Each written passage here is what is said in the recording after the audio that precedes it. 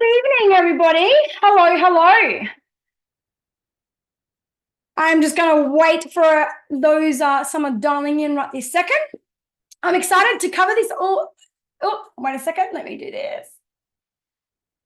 Super excited to share this information with you tonight. I know so many of you, some of you have actually sent emails saying that this couldn't come at a better time. So do me a favor. I want to know who's on the line. Let's just take 30 seconds. Tell me, where are you from and how many kids have you got? And if you can give me their ages, what that's going to allow me to do is, as I go through all the information tonight, I'll tailor it as much as I can and give examples of to the ages that your children are. So tell me whereabouts you're from. If you're from Australia, I'd love to know the state that you're in. If you're not from Australia, I'd love to know the country you're from. And I would love to know how many children do you have and what are their ages. Give me an idea of that, and we will get started literally in less than 60 seconds. I just want to wait to see a few of that come through so that I can tailor everything and give you as much. Mount Gambier, yeah, right. Hello. Vic, Melbourne, nearly 3 and 7 months. Oh, you got a tiny little baby. Excellent. And a 3-year-old. Beautiful. Keep telling me in the comments. I'm going to jump straight into the presentation so that we don't waste a single second. But here's what I want to do tonight. I want you to be as interactive as you can. Like, I want it to feel like a conversation, not a presentation. Okay. I literally hate webinars. They're boring. All right. So let's make this a conversation. The more that you open up and be real with me and be transparent and be vulnerable, the more you give me your full truth, the more value I can give you, and I can tailor things into specific examples for your children and their ages. So Vixen says almost 6 and almost 7 with autism. Okay, with ASD. We have so many families, like hundreds of families, who have children with ADHD, ASD, sensory processing disorder, oppositional defiance disorder, all of that. In fact, NDIS actually cover our programs. So Mildura, that's where I'm from. That is my hometown. Grandchildren, oh, beautiful. I had a newborn. Amazing. Excellent. All right. Well, let's not waste any time. Let me share the screen. But keep your chat boxes open. Talk to me the whole way through. Feel free to ask questions. And the more that you can offer me on your end, the deeper I can go on my end for you. So give me a second. Let me just share this screen. Alrighty, let me just do a screen check. Can somebody do me a favor and just in the chat box, just let me know if you can see the screen. You should be able to see the title slide, the kids who listen, without being the parent who yells. Beautiful. Thank you, Rachel. Thank you, Lauren. Amazing. All right. So like I said, this is not a webinar, all right? I've been on webinars. They're long, they're boring. They're normally nothing other than, sales pitches. They're confusing. So this is completely different, all right? And I want you to have that expectation. Like I said, I want this to be a conversation between all of us. Here is my promise, okay? My promise is that by the end of this 60 to 90 minutes, you will know exactly how to reconnect with your kids, no matter what age they are. I'm talking from toddlers to teens and everywhere in between. You will know how to reconnect with them, have them listening to you and responding to all of your requests without any yelling or punishing in less than a week.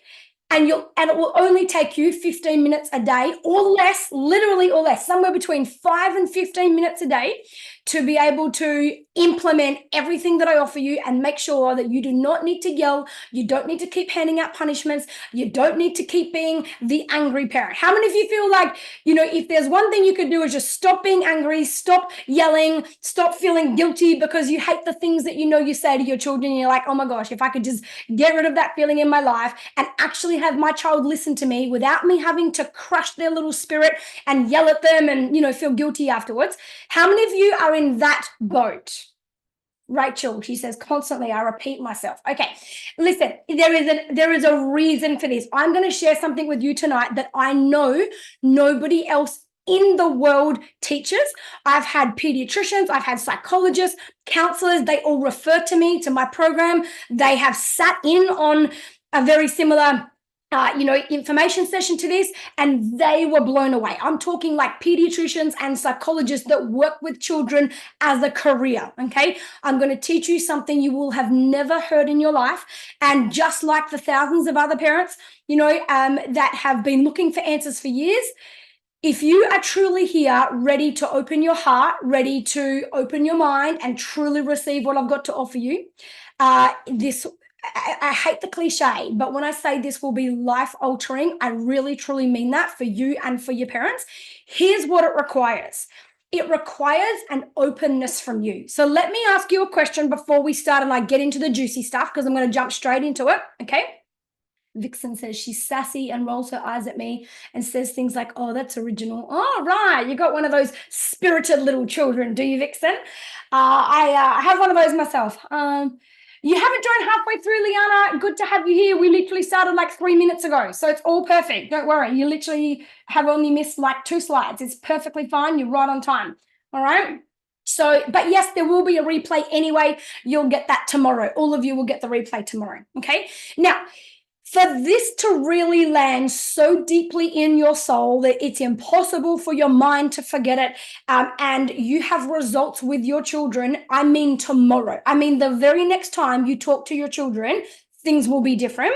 For that to happen, you really need to be in a space of taking responsibility. So let me ask you, how many of you are truly, and don't people please me, don't give me an answer that you think I'm looking for. I want you to be real with me.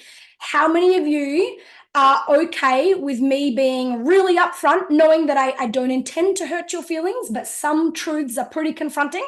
They are the truths that are pivotal in shifting everything. But sometimes they bruise our ego and hurt our feelings. How many of you are like, you know what? I'm putting my hand up. I don't really care what it takes. I'm bloody exhausted. Just give it to me. And I'm willing to sit here and go, hey, I know my child is not the only problem. I know I'm part of the problem, and I'm willing to take it on the chin, and I'm willing to, kind of swallow the tough pill. Yeah, go for it. I'm here to get knowledge and understand. Oh, beautiful. I love this. Lay it out, Sally says. Excellent. Excellent. Okay. If you truly can give me the permission to have a conversation with you at that level, you won't even be the same by the time we finish this next 60 to 90 minutes. Okay. So when it comes to listening, here's the thing. And here's what we're going to cover tonight. All right.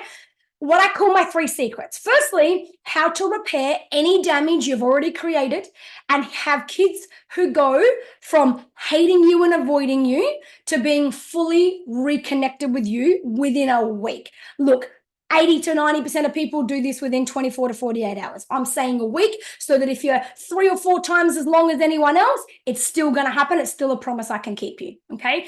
And of course, when I talk about your children hating you and avoiding you, of course, our children don't really hate us. But what I hear from parents all the time is that that's how they feel. What I hear all the time is I feel like I'm failing them. I feel like my kids hate me. I feel like I've got no idea how to handle them. I feel like parenting, I never knew parenting was going to be this hard. I feel like I just don't know what to do. And so for those of you who feel like, your kids are so disconnected, they really they just don't hear you, they don't listen to you, they don't care about, how hard things are for you, this changes everything. Okay. Secret number 2 is why your punishments don't work. Okay. And the one thing that you need to know to make your discipline effective without having to yell or punish. And number 3 that we're covering tonight is why you cannot, for those of you with more than one child, why you must not raise your children the same way. Okay. How this causes trauma, it causes sibling rivalry, and an absolute depleted self-esteem. I know as parents, we try to be fair. We try to give them everything the same so that there's no comparison. But that is what's killing your relationship with your children and each child's individual self-esteem, individual sense of self. And it fuels sibling rivalry, which then fuels all the arguments and all the issues that you have to deal with and that exhaust you. All right. So, just reading here. You're here for exhausted, my little one, that is so beautiful, my little one, just to learn how I can become a better person. Also, I meant it better said. That's okay. You have the replay if you can't stay the whole time. There is something I'll show you in the next page that you get at the end. So if you do, for any reason, have to get off here, Lauren, sorry, not Lauren, Liana, just make sure you come back to the replay so that you don't miss what happens at the end. I don't necessarily feel that way. It's more I have a 3-year-old who sometimes doesn't listen. I want to understand. Perfect. This webinar is suited to any child from 18 months through to adult. Literally, I've had people on a very similar webinar to this last time I ran it. It's changed a little, but they had 24 and 27-year-olds and felt like they were losing their relationship with their children since they got their own lives and became adults. So all the way through, definitely covering teenagers and all the way down to toddlers, 100%. Okay. So if you do stay until the end, you will get a free cheat sheet so that you can, it's just one image so that you can save it on your phone, or you can print it out if you really want to. All right. I don't really believe in like, oh, I'm going to give you a free ebook that you store on your phone and you never look at or whatever. So what I like to do is give you something that everything we cover tonight is summarized on this sheet here, and you will get a copy of that. So that way you can totally tune in. You don't have to worry about taking notes. You can fully involve yourself in this conversation, and everything that we cover will come to you on just one image that you can save, or one piece of paper you can print out. And that way you don't forget anything we've covered tonight. All right. So the first question I ask myself when I get on any webinar myself is this for me? Okay. I want to know that within the first 10 minutes so that I know, is this worth my time staying here? And, is this going to be what I've been looking for? So let me cover that with you first. I was very, very intentional when I created this webinar. And the last thing for me, like what my heart cared about and what I see in my work that I do, and I've been doing for, 10, 15 years now, is when parents cross my path, when the universe sends them, when it's my turn to be their messenger, if you like, what I find is that they already feel like they're failing on some level, like they can't get it right. It feels really hard. And or they've tried all these other programs. And the last thing any parent needs is something that's hard to do, or another thing on their list to have to remember to do or to give their attention to. Like when you are already exhausted and you don't have space to be able to, all these great tools out there and all this information. And it's one thing to kind of know what you should do. It's another whole thing to have the mental space in your psyche, space in your heart to even be able to implement that. And so the last thing I wanted to do was highlight to a parent, here's what you should be doing. So now you can measure what you should be doing versus what you're not doing, and then draw the same conclusion that you're failing your children on some level, right? Or that all this is too hard. So that is not what this is set up for. When I created this, like I said, I was very intentional, and here's who it's for, okay? If you are the kind of parent who is absolutely feeling exhausted, like you just can't, you haven't got space for anything else. If you are aware that there's a cycle, particularly that's been passed down through the generations in your family, and you want to break the cycle, you want to break generational cycles. You also, you don't want to parent the same way, your parents parented you, but you also want to break your own cycle, like those moments where you wish you could control yourself, but you just can't. All right. If you want to stop the trauma, if you know that some of the things you do and say to your children actually cause trauma, and you want that to just absolutely end because you can see it impacting them. If you feel like you're losing them, I hear this all the time. I hear this, so sad. I'm hearing this these days from parents who have, 8-year-olds. Like, I feel like I'm losing them. They don't really want to hang out. They don't want to talk. They just want to be on their devices. They just lock themselves in their rooms. They distance themselves. They won't open up. If you're feeling like on any level you're losing your child, this is for you. If you are the parent that just, you're not even here for what you don't want, you're here for what you do want. You're like, I want a connected relationship. Like I don't just want to be a parent and child arrangement. I want to truly have a connected relationship, and I want a trust that lasts forever, from toddlers all the way through to teen and adulthood. I want a genuine relationship. If you tick any of those boxes, you are the person that I created this webinar for tonight. Okay. So for those of you who are feeling guilty and exhausted, it literally ends today. If you are willing, like I just mentioned before, to truly drop your guards, sit here and have some hard conversations with me, face a few hard truths. And, what I'm going to offer you is something that is so easy for you to implement. It is like it's so simple. You will barely believe it until I go through the information. But it is so simple. It doesn't take more time, more effort. You're putting in time and effort anyway. So we're just going to shift how you're showing up, shift the words you're using, things like that with your children, give you an understanding of your child on a very deep level, and everything shifts from there. Okay. So I want to help you be the fun parent. Again, I hear this all the time. I just want to be the fun parent. Okay. I want to feel like I actually enjoy my kids, not like I'm just some kind of slave that, does all the chores and organizes everything. And by the time everything's done, there's no time for fun because we're on to the next instruction. All right. So a little bit of background about me. I'm going to do this really quickly so I can get into why we're here, which is not for me. It's here. We're here tonight for you. But let me give you a little bit of background on my story and why I put this together. 5 years ago, I put, everything that I do, the program that I run, everything, I put it all together because 5 years ago, I had this massive epiphany moment, like huge. I'd been working in this space for a number of years. And something landed so deeply with me. I have to share it with the universe. Like I have an obsession with making sure more and more families understand this. So it all started on an airplane one day. I'm going to do this really quickly. So I was 22 years old, and I was sitting on a packed out airplane about to go interstate. And we literally only just started taking off. So we're like, the seatbelt signs were still on. We're halfway up in the air. And this baby right across from me started screaming. Like, that cry that it was a very newborn. It was like maybe 8 weeks old or something, right? I'm talking tiny. And it was that kind of cry that makes your blood curdle. It's not just like a whinge or a I'm hungry cry. It was screaming, okay? And I sat behind, I was like one row back and on the opposite side so I could easily see.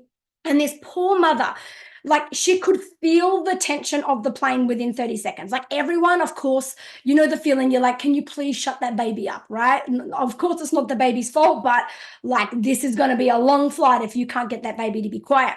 And this mother, she was beside herself. She was trying everything. And I could feel her, saying out loud so everybody could hear, oh, your ears are hurting, aren't they, darling? I know. And she was trying to put her boob in its mouth to make it suck so that it could clear its ears. Then she tried the dummy. Then she thought it must be tired and she was rocking it and wrapped it up and was patting its bum and, doing everything she could, copying glances, copying stares, the people beside her really uncomfortable. It was like a high tension moment. And I was sitting there, and I've always had this gift that I can't explain, but all of my life, since I was like 12 years old, I've had this ability to be able to, even if I'm in a shopping mall and some random stranger baby is crying, I can hear something in a baby's cry that no one else can hear. I've tried to say, can't you hear that? Can you hear how this baby's doing? And everyone I've tried to explain it to are like, Holly, what are you talking about? I can't hear anything. But I've had this ability to be able to know exactly why a baby is crying. And, right from when I was 12, 13, 14 years old, people that I knew that had baby, I got called the baby whisperer. And so I'm sitting there, literally, I know why this baby's crying. I know exactly. This baby is not tired. This baby does not have sore ears. This baby is not hungry. But who am I as a 22-year-old to just waltz up to some mother with a newborn and tell her what's wrong with her baby? So I sat there battling this voice in my head for a long time. And then obviously the seatbelt signs turned off, and then the bloody stewardesses came over to her and, oh, is there anything we can help with? Or, if you want to get up and move to the back of the plane, like this poor mother wasn't already feeling like all eyes were on her. So anyway, long story short, I ended up, it took me a good 10 minutes, and I ended up, this baby's still screaming, like still at the top of its lungs. And so I ended up going over there, having no idea what I was going to say when I got there. And I put my hand on the seat and I said, I am so sorry. Like, please, I do not mean to interfere. I can't explain it. I have this gift. People call me the baby whisperer, and I only want to help. I'm not trying to be rude. I know why your baby's crying. And she just looked at me like stunned and in shock. And I was like, oh my God, I don't even know if I can say this. Like, what if I get this wrong? Like, everyone's staring at me now because I'm over there. And I said to her, your baby is hot. I reckon if you like, take the blanket off or whatever, like the baby might settle, like just give it a go. Anyway, kid you not, so she took the blanket off, she undid its little romper suit, she started blowing her breath, like she started blowing air on the baby's like neck and chest. Within 35 seconds, this baby was silent. Within 3 minutes, this baby fell asleep, and the rest of the flight, there was no noise. And so then when we got to the airport and we landed, this lady, this is a big pivotal moment for me in my life that I'll never forget. It's kind of the moment that I started to really own that I did have some kind of gift. She just walked up to me in the baggage area when we were waiting for the bags and just, she was crying. And she just said, I can't thank you enough. And all she said was, please, whatever gift this is that you've got, like, please use it. Please do something with it. I can't thank you enough. But it was a really big moment. I've never seen that lady again, but I feel like she planted a seed deep in my heart that day. So anyway, that was the day I kind of started to own this gift that I had, not just with babies, but even with small children. I just always have this intuitive ability to know what need they're trying to get, what's wrong with them, or why they've got this particular behavior, because behavior is only an attempt for every child to have their need met. Anyway, went along my life and went to uni, became an exercise physiologist. And this is where my next, like, a passion fell on me, okay? So working with athletes at the South Australian Sports Institute and all this kind of stuff. And one of the biggest moments for me, one of the biggest moments that came through my life at that time wasn't just like helping the athletes with their performance and, doing all that kind of physiology stuff, but it was understanding their subconscious mind, working with the high level coaches that didn't work on an athlete's technique, didn't work on how they, whatever their stroke was or their strides or their running gait or anything like that. It was when an athlete gets to a point where you almost can't get any more physical performance out of them, the difference between them even making it to the Olympics, let alone winning or losing the Olympics, is their mind. And so I literally had an obsession with understanding the subconscious mind. For the next 10 years, I went on this big journey of like just researching. I had all of these mentors. I would fly to America twice a year, every year, just to sit in a room with all of these mentors that would mentor me and that I could learn from, about success and about entrepreneurship and how, everything came back to belief systems in the subconscious mind. Throughout that journey, I then came into a spiritual awakening of my own. And through that process, I had the solid understanding of the subconscious mind. And when it came to spirituality, I then started to have this insatiable curiosity to understand the soul. Like, what is the soul? What do we mean when we talk about there's the mind and then there's the soul, and they're two completely separate entities? And I knew that we weren't just a mind. We all have some kind of purpose, some kind of heart. There's a soul experience. And I started to understand trauma and research a lot and study a lot of trauma. And so with all of that put together, with the gift that I have for children and babies, with the understanding of the subconscious mind, with the understanding of the soul's journey and deep spirituality and ancestral trauma and generational cycles, it led me to what I do today, which is my life's work. And I feel like forever and a day, I can't even imagine a day where I wouldn't be doing this work because of how fulfilling it is and because of the difference that I see that it makes in the world. And that difference and the big realization is that everything to do with our children listening comes down to conscious parenting. And conscious parenting, where it's different to just parenting, is typically we all parent the same way that we were parented, because those are the files that have been programmed into our subconscious mind. It's like in our subconscious mind, there's this little filing cabinet. And, when we raise our children, we are the ones that install the files into their filing cabinet. And when it comes time for them to make a choice in their life or to decide how they handle a situation with their brother or their sister, anything that they choose to do, the only choices they have are directly related to the files that are stored in their subconscious mind. And what I see with parents all the time is that we accidentally are installing files in their mind of the behavior we don't want them to use. And we don't know how, parents don't know how to put files in a child's mind for the behaviors and the choices they want their child to make. We're always highlighting what we want them to not do, not what we want them to do.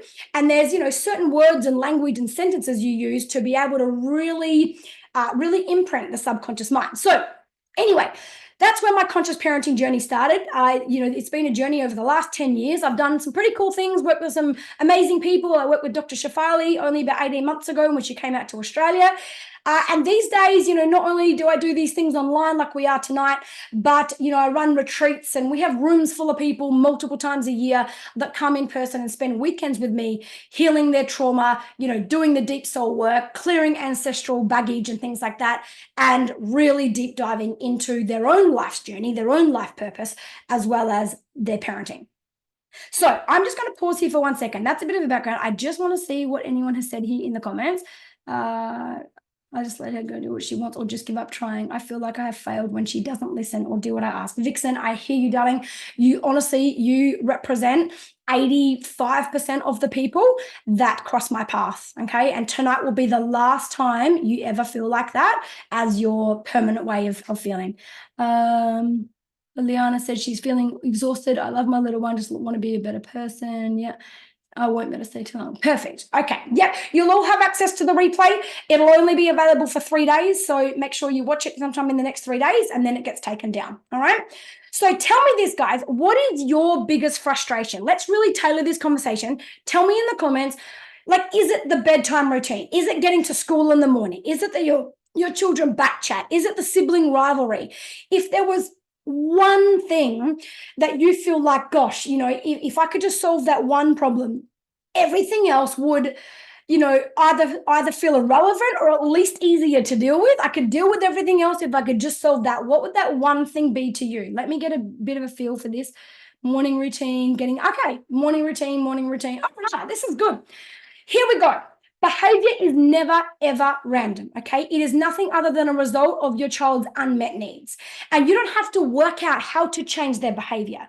When you're able to identify their unmet needs and find a way to meet that need in a different way, you don't have to do anything with the behavior. The behavior dissolves all on its own because it was only the result of an unmet need in the first place. And that goes for your teenagers who might zone out on their devices like here on the screen, or, the siblings who are just always at each other and always got to, torment each other and annoy each other, and there's just rivalry going on all the time. None of that is happening by accident, all right?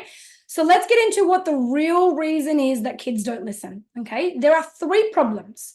The problems are there's resistance in the relationships with you and your children. Your children resist you. They resist what you say. They resist your instructions. They resist, pleasing you. There's disconnection in your relationship, okay?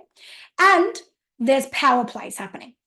Now, here's the thing. I like to go a whole lot deeper than some surface level idea, which is why so many people get results from me. They don't get anywhere else, okay? So we're going to go deeper on this. You guys ready to go deep? How many of you want to go deep? Yeah? You guys can handle a big, deep conversation? Can we not keep this? I'm not here to be in some kind of popularity contest and sound all, give you some ideas that sound cute, but when you go to implement them, they work for 5 minutes and then they don't work again. That's not my jam. If you're looking for that, I am not your person. Okay? All right. So it's not the resistance, the disconnection, and the power plays that are causing them to not listen. Below each of those, there's another problem. Okay?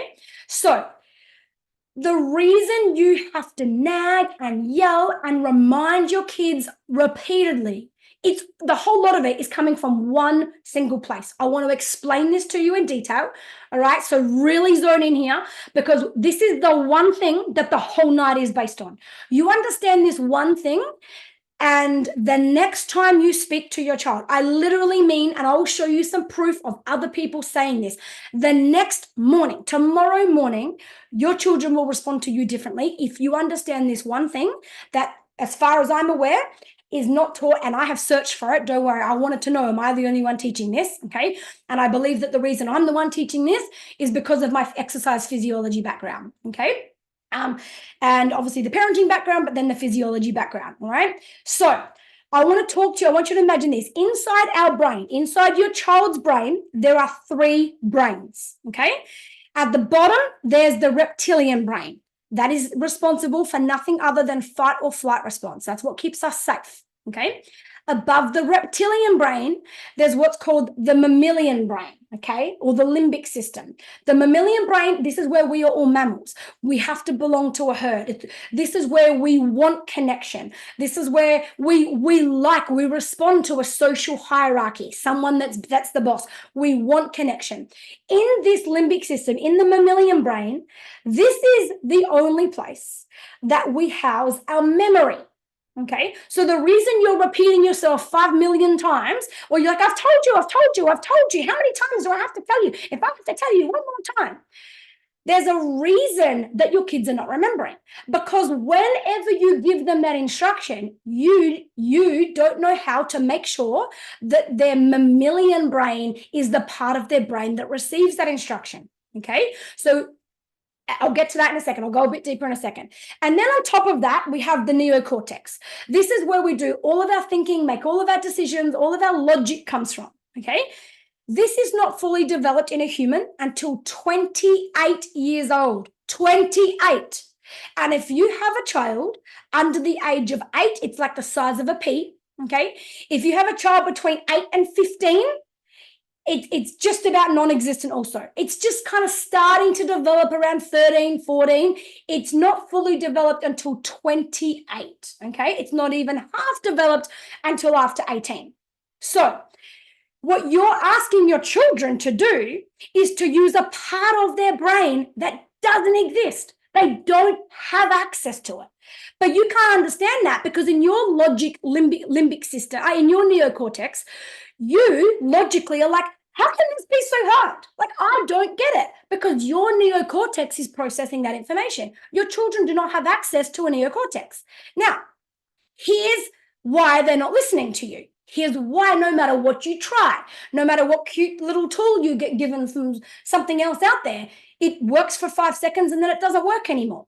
Because of this.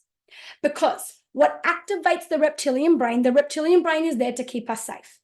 Anytime any of us, you, me, our children, anytime any of us perceive a threat, okay, anytime something is perceived as a threat, we don't get to choose what part of our brain is activated. You don't, I don't, and nor do your children. But the part that gets activated anytime there's a threat that's present is the reptilian brain. So if every time you talk to your child, every time you remind your child, every time you come at your child, they perceive you as a threat because the words you use feel like you're criticizing them, you're judging them, you're highlighting what they don't do, you're telling them what they're not good at, all of these things, right? You're asking them to remember. You're asking them to care about, how the house runs, or care about their brother or sister, or to, actually emotionally connect with you and to see, do you not see that I'm trying, right? But everything you're wanting from them is controlled by their mammalian brain. And every time you approach them or deal with them, you're activating their reptilian brain. They don't get to choose. They're not purposely forgetting that you reminded them 3 seconds ago. The way that you reminded them activated their reptilian brain. There's nothing other than a fight or flight response there, or freeze or fawn. But fight or flight, this is why they argue with you. This is why they backchat, or the flight part of it, this is why they remove themselves from you. This is why they hide in their rooms on their devices, because it's easier to just stay away from you than it is to deal with you, okay? As exhausted as you are at, reminding your child and having to nag them, they're also exhausted hearing you nag, hearing you with this tone. Does this make sense? How many of you are like, holy shit, this is making some sense? Be real with me, yeah? I just want to make sure you've got this before I move on, because if you don't get this, the whole night is not going to land. Yes, you do? Okay, so I'm going to show you how you talk to your child, okay? We're going to have some real conversations, and I will teach you how you can connect with your child in a way that keeps them in mammalian brain, so that any instruction you have literally sinks in and is retained by their brain, and it feels safe, and it feels like something that they want to move towards rather than something that they feel the need to move away from. All right? So now that you have that understanding, all right, like I said, the reptilian is all responsible for fight or flight, okay? The mammalian brain is responsible for all of our connection and our memory, and the neocortex is responsible for all of our decisions and our thinking, okay? And your children do not have developed neocortex, so you cannot expect them to be able to make decisions and to think about things ahead of time the way that you are expecting. So your child doesn't have the problem. We have the problem, and we need to manage our expectations. Yeah. Sometimes I go, I didn't hear you, even though she responds, there you go. She didn't retain what you said. She's not lying when she says, I didn't hear you. If even just the tone of your voice or the body language, as you probably are already aware, 95% of all communication is nonverbal. And so sometimes it can be your tone, sometimes it can be your body language, it can be many different things. Sometimes it's not that you're coming across like a big mean monster. You're just not connected. There's just no eye contact. There's just no actual attention on the child. So let's get deep into this, right? So there are 3 causes that cause the reason your children don't listen, right? It's not the resistance that's the problem. The way we talk to our children is what causes the resistance, which then means they want to distance themselves from you, right? It's not the disconnection that's creating the problem. It's the way we discipline our children that creates the disconnection. And it's not the power plays that are the problem. The power plays are a result of the way we are loving our children and the way that we effectively are unloving our children. Okay, I know it's a hard conversation to talk about, but we're going to go there tonight. All right. So ultimately, parenting needs a paradigm shift.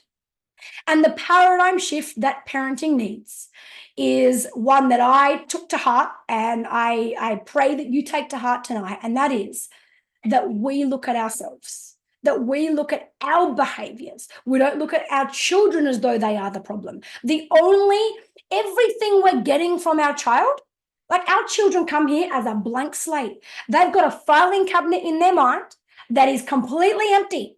And the only files that get put there are put there by us. We literally are programming our children in how to behave, how to see things, how to react, how to feel, how to think, the whole deal. Yeah. And the empowering part of this, although it can be confronting to look at, is that if you are the programmer, you have the ability to reprogram your child's mind anytime you want.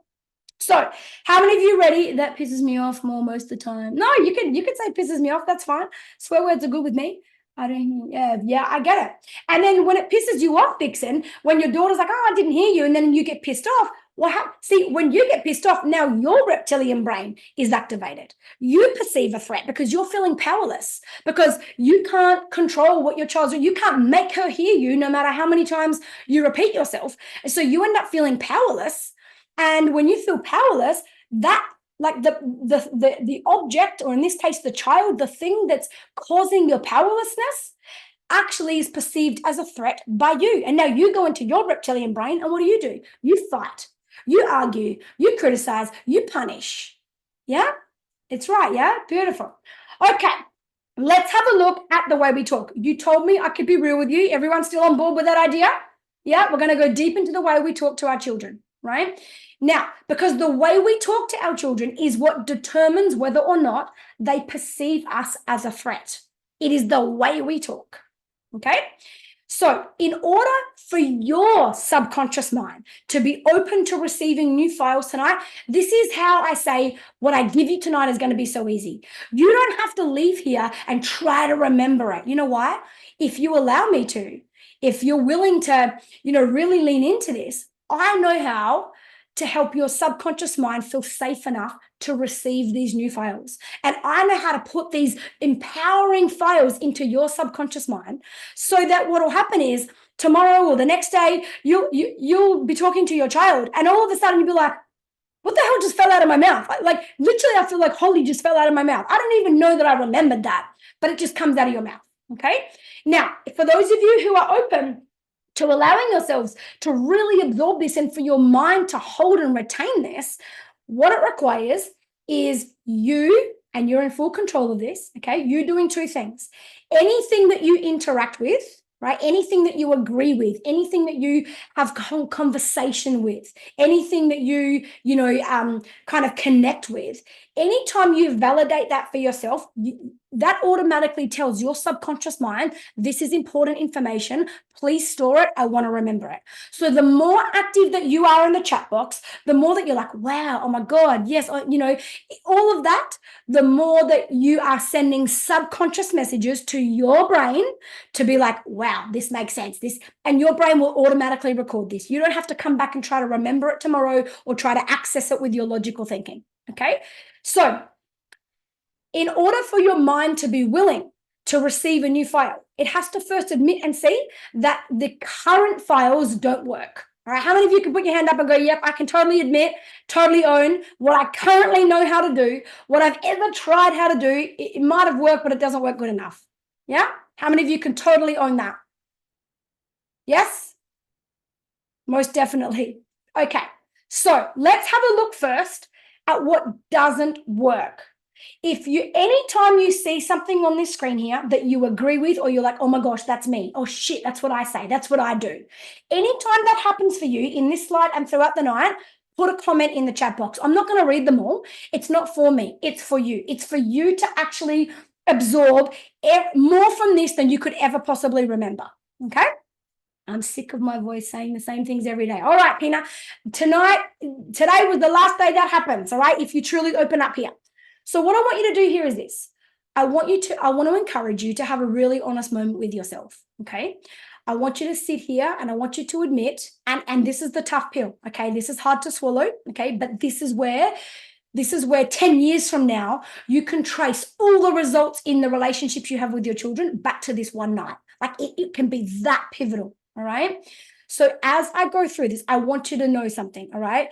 I know you love your children. I know you can. You wouldn't be here if you didn't care. You wouldn't be here if you weren't willing to show up and take some responsibility. Okay. But we're going to face the hard stuff. We'll get it out the way so then we can go on to all the good stuff. Yeah. Deal? All good? Okay. So I want you to admit or own whatever you see on the screen that is you. Okay. So here's what doesn't work. Words like you're lying. How many of you say that? You're lying. Are you telling the truth? What did I tell you? How many times do I have to tell you? Well, you should have listened, shouldn't you? That'll teach you. This is my house. You do it my way. You don't know what you're talking about.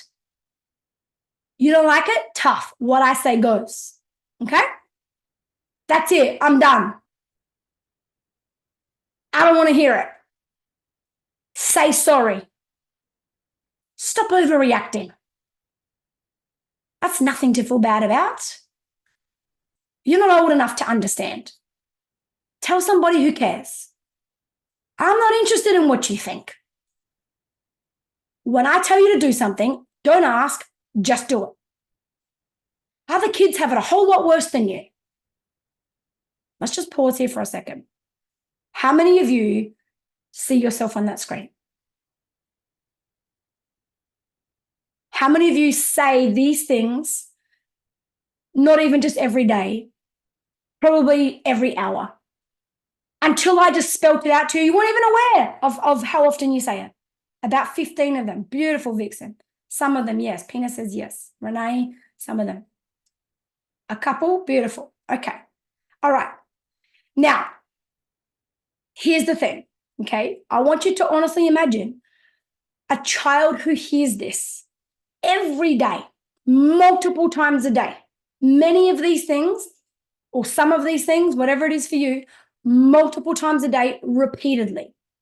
What kind of internal dialogue do you think that child has? What do you think they think about themselves when they hear this? Now, here's the tough part, okay? Parents, I know you love your children. I know you have no intention to crush their little souls, okay? But I'm going to be real with you, okay? I'm the one that's willing to have the hard conversations that don't always feel that good, okay? But here's what it means. When you say all these things to your child, you know what they hear on the inside of their head? It's not what you say, but what all of this translates to on the inside of their mind is, I don't matter. I'm so dumb. This is what they hear. You're so dumb. You're so stupid. I mean, you never get it right. Geez, you're such a nuisance. Get out of the way. You're such a pain. How dumb can you be? How stupid can you be? How many times do I have to tell you, you dumbass? Like, this is not what you say. It's not what you say. But this is the translation that they get from all of those words. That is how they feel. I must be dumb. I must be stupid. I must be annoying. There must be something wrong with me, because they get this programming all day, every day. And this is how they look. And for those of you who have older children or teenagers, that have suppressed their emotions and blocked them as a coping mechanism to just handle what has been thrown at them their whole lives, here's how they appear. There's no tears from them normally, because they've already gone numb. There's just numbness and there's despair. Yeah? And I know it's sad and I know this hurts, okay? But this is also the part where if you're willing to own it, take responsibility and open your heart, this is the seed that produces a whole new harvest for you and your child, okay? Now, when words are everything, it's our words that do this to our children. I want to give you something. I want to show you the power of one word, okay? And if I had the time, if I had 8 hours with you, I would take you through, over 50 different words, different sentences that you can use in all different situations. But I can't do that tonight. I'm going to give you one of the most powerful ones, okay? So here's the power of one single word. This is why I say, don't tell me you can't do this. Don't tell me this is hard. All this takes is some awareness. All this takes is some personal responsibility on your part, right? So the word could versus the word should. So the premise here is never, ever again say the word should. Don't say it to your kids. Don't say it to your partners. Don't say it to your friends. Don't say it when you talk to yourself. Oh, I should lose some weight. I really should go to the gym. Okay? I really should get to bed early. Don't do that. Let me tell you how damaging that is to the subconscious. So what happens here with children normally, it's things like, well, you should have listened, shouldn't you? Well, you should have put your shoes away when I told you to. Well, you should have hopped in the bath when I asked you to, right? Should. The word should makes us wrong. It reminds us how dumb and stupid we are. How whatever it is that we just did was wrong and wrong and wrong. And you know what happens when we believe we get everything wrong? It diminishes our sense of self. When we lose our self-esteem, our low self-esteem has to defend itself. That's when they get defensive. That's when they get argumentative. That's when they get back chatty. That's when they just switch off as a way to cope. Okay? You change one word in your sentences. Just instead of using the word should, you use the word could. I want you to hear this. I'm going to say it to you, and I want you to feel the difference energetically. Well, you could have listened, couldn't you? Well, you could have hopped in the bath when I asked you to. Well, you could have put your shoes away when I asked. Do you feel the difference? The word should makes you wrong. The word could gives you choice. It reminds you had a choice. You chose not to. And for as long as we have access to our choice, we have access to our personal power. And for as long as we have access to our personal power, we are in control of our lives. We can make a difference. We can change that choice. We can change that behavior. You just need to remind me as the child that I can. And you can do it just by removing the word should from your entire human vocabulary, no matter who you're talking to or what you're talking about, and use the word could. How many of you feel the difference in that? How many of you, just that right there, can go, wow, one word, not the whole sentence, not the whole situation. I'm not giving you something impossible for you to do. One word. And it saves your child's self-esteem. Yeah?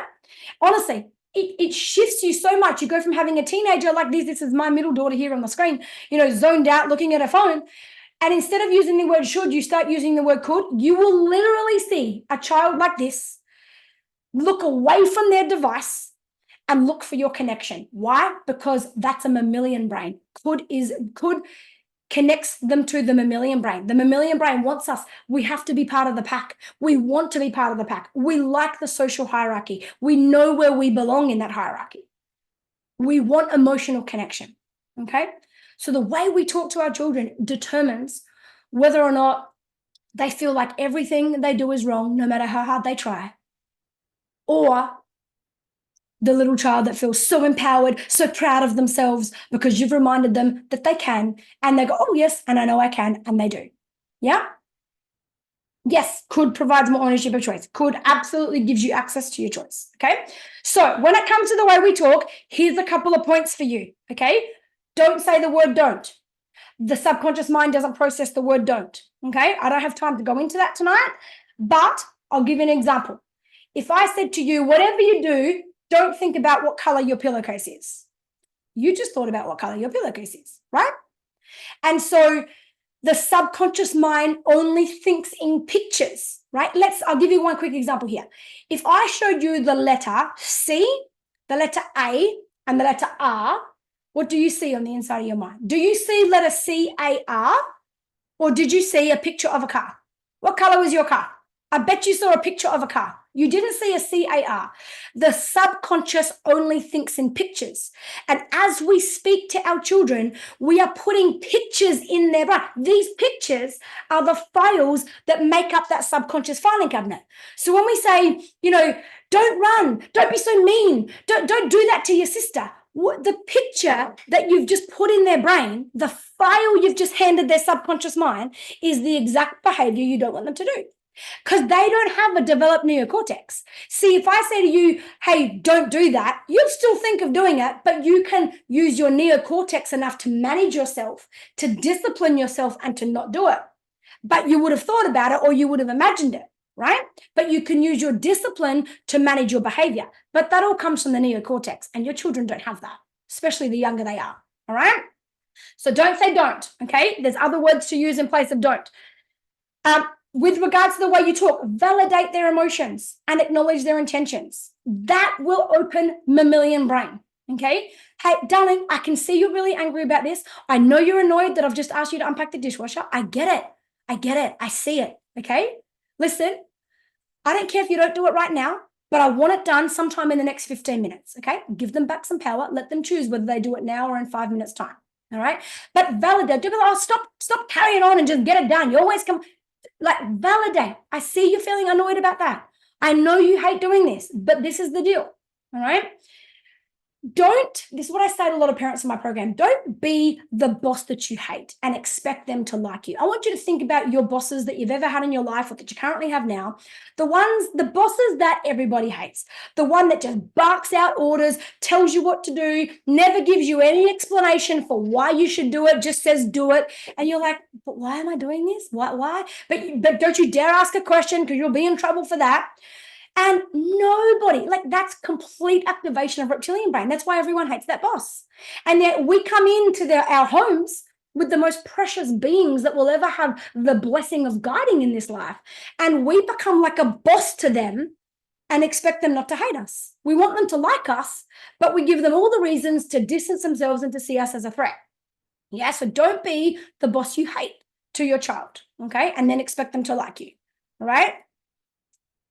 Use descriptive language, not evaluative. I don't have a heap of time to go into that, but let me explain this. Evaluative language, this is a game changer. Evaluative language are things like, let's say in the positive sense, it's things like, oh, wow, that's amazing. Oh, you're so clever. Oh, this is fantastic. Oh, that's so awesome. Okay. It's where we pass our judgment, our opinion onto our child. Okay. And we don't offer them any, all this does is teach your children to become people pleasers, to look for external validation. Like, was it enough? Was it good? Was it good? Okay. In the negative sense, it's things like, who left this all over the bed? This is disgusting. Who did this? This is not good enough. Who put the bins out? This is terrible. So words like terrible, not good enough, disgusting, amazing, clever, whatever. These are all evaluative words. These are our judgments passed over to a child. If you want to build a child's self-esteem is not what your mum says when she talks to you. Self-esteem is what you say when you talk to yourself. So what I teach is how to use what's called descriptive language, how to describe what you've seen and do not pass the judgment. You describe what you're seeing in any situation using descriptive language without giving it the, oh, that's so awesome, or that's not good enough. And what that does, it allows their own mind to draw that final conclusion so that they say to themselves, yeah, I probably could have done that better. Yeah, I probably need to fix that. Or they say to themselves, yeah, I'm pretty awesome. Yeah, I'm pretty amazing. I say it to myself because self-esteem is what I say when I talk to myself. It's what I tell myself when you stop talking. That's what self-esteem is. You can't give your child self-esteem. All you can do is create an environment for them to build their own self-esteem. It's the pivotal thing. I've had children come into my online program who have ASD and ADHDs, one coming to mind right now, who at 9 years old was so suicidal that his parents had to hide the knives in their house.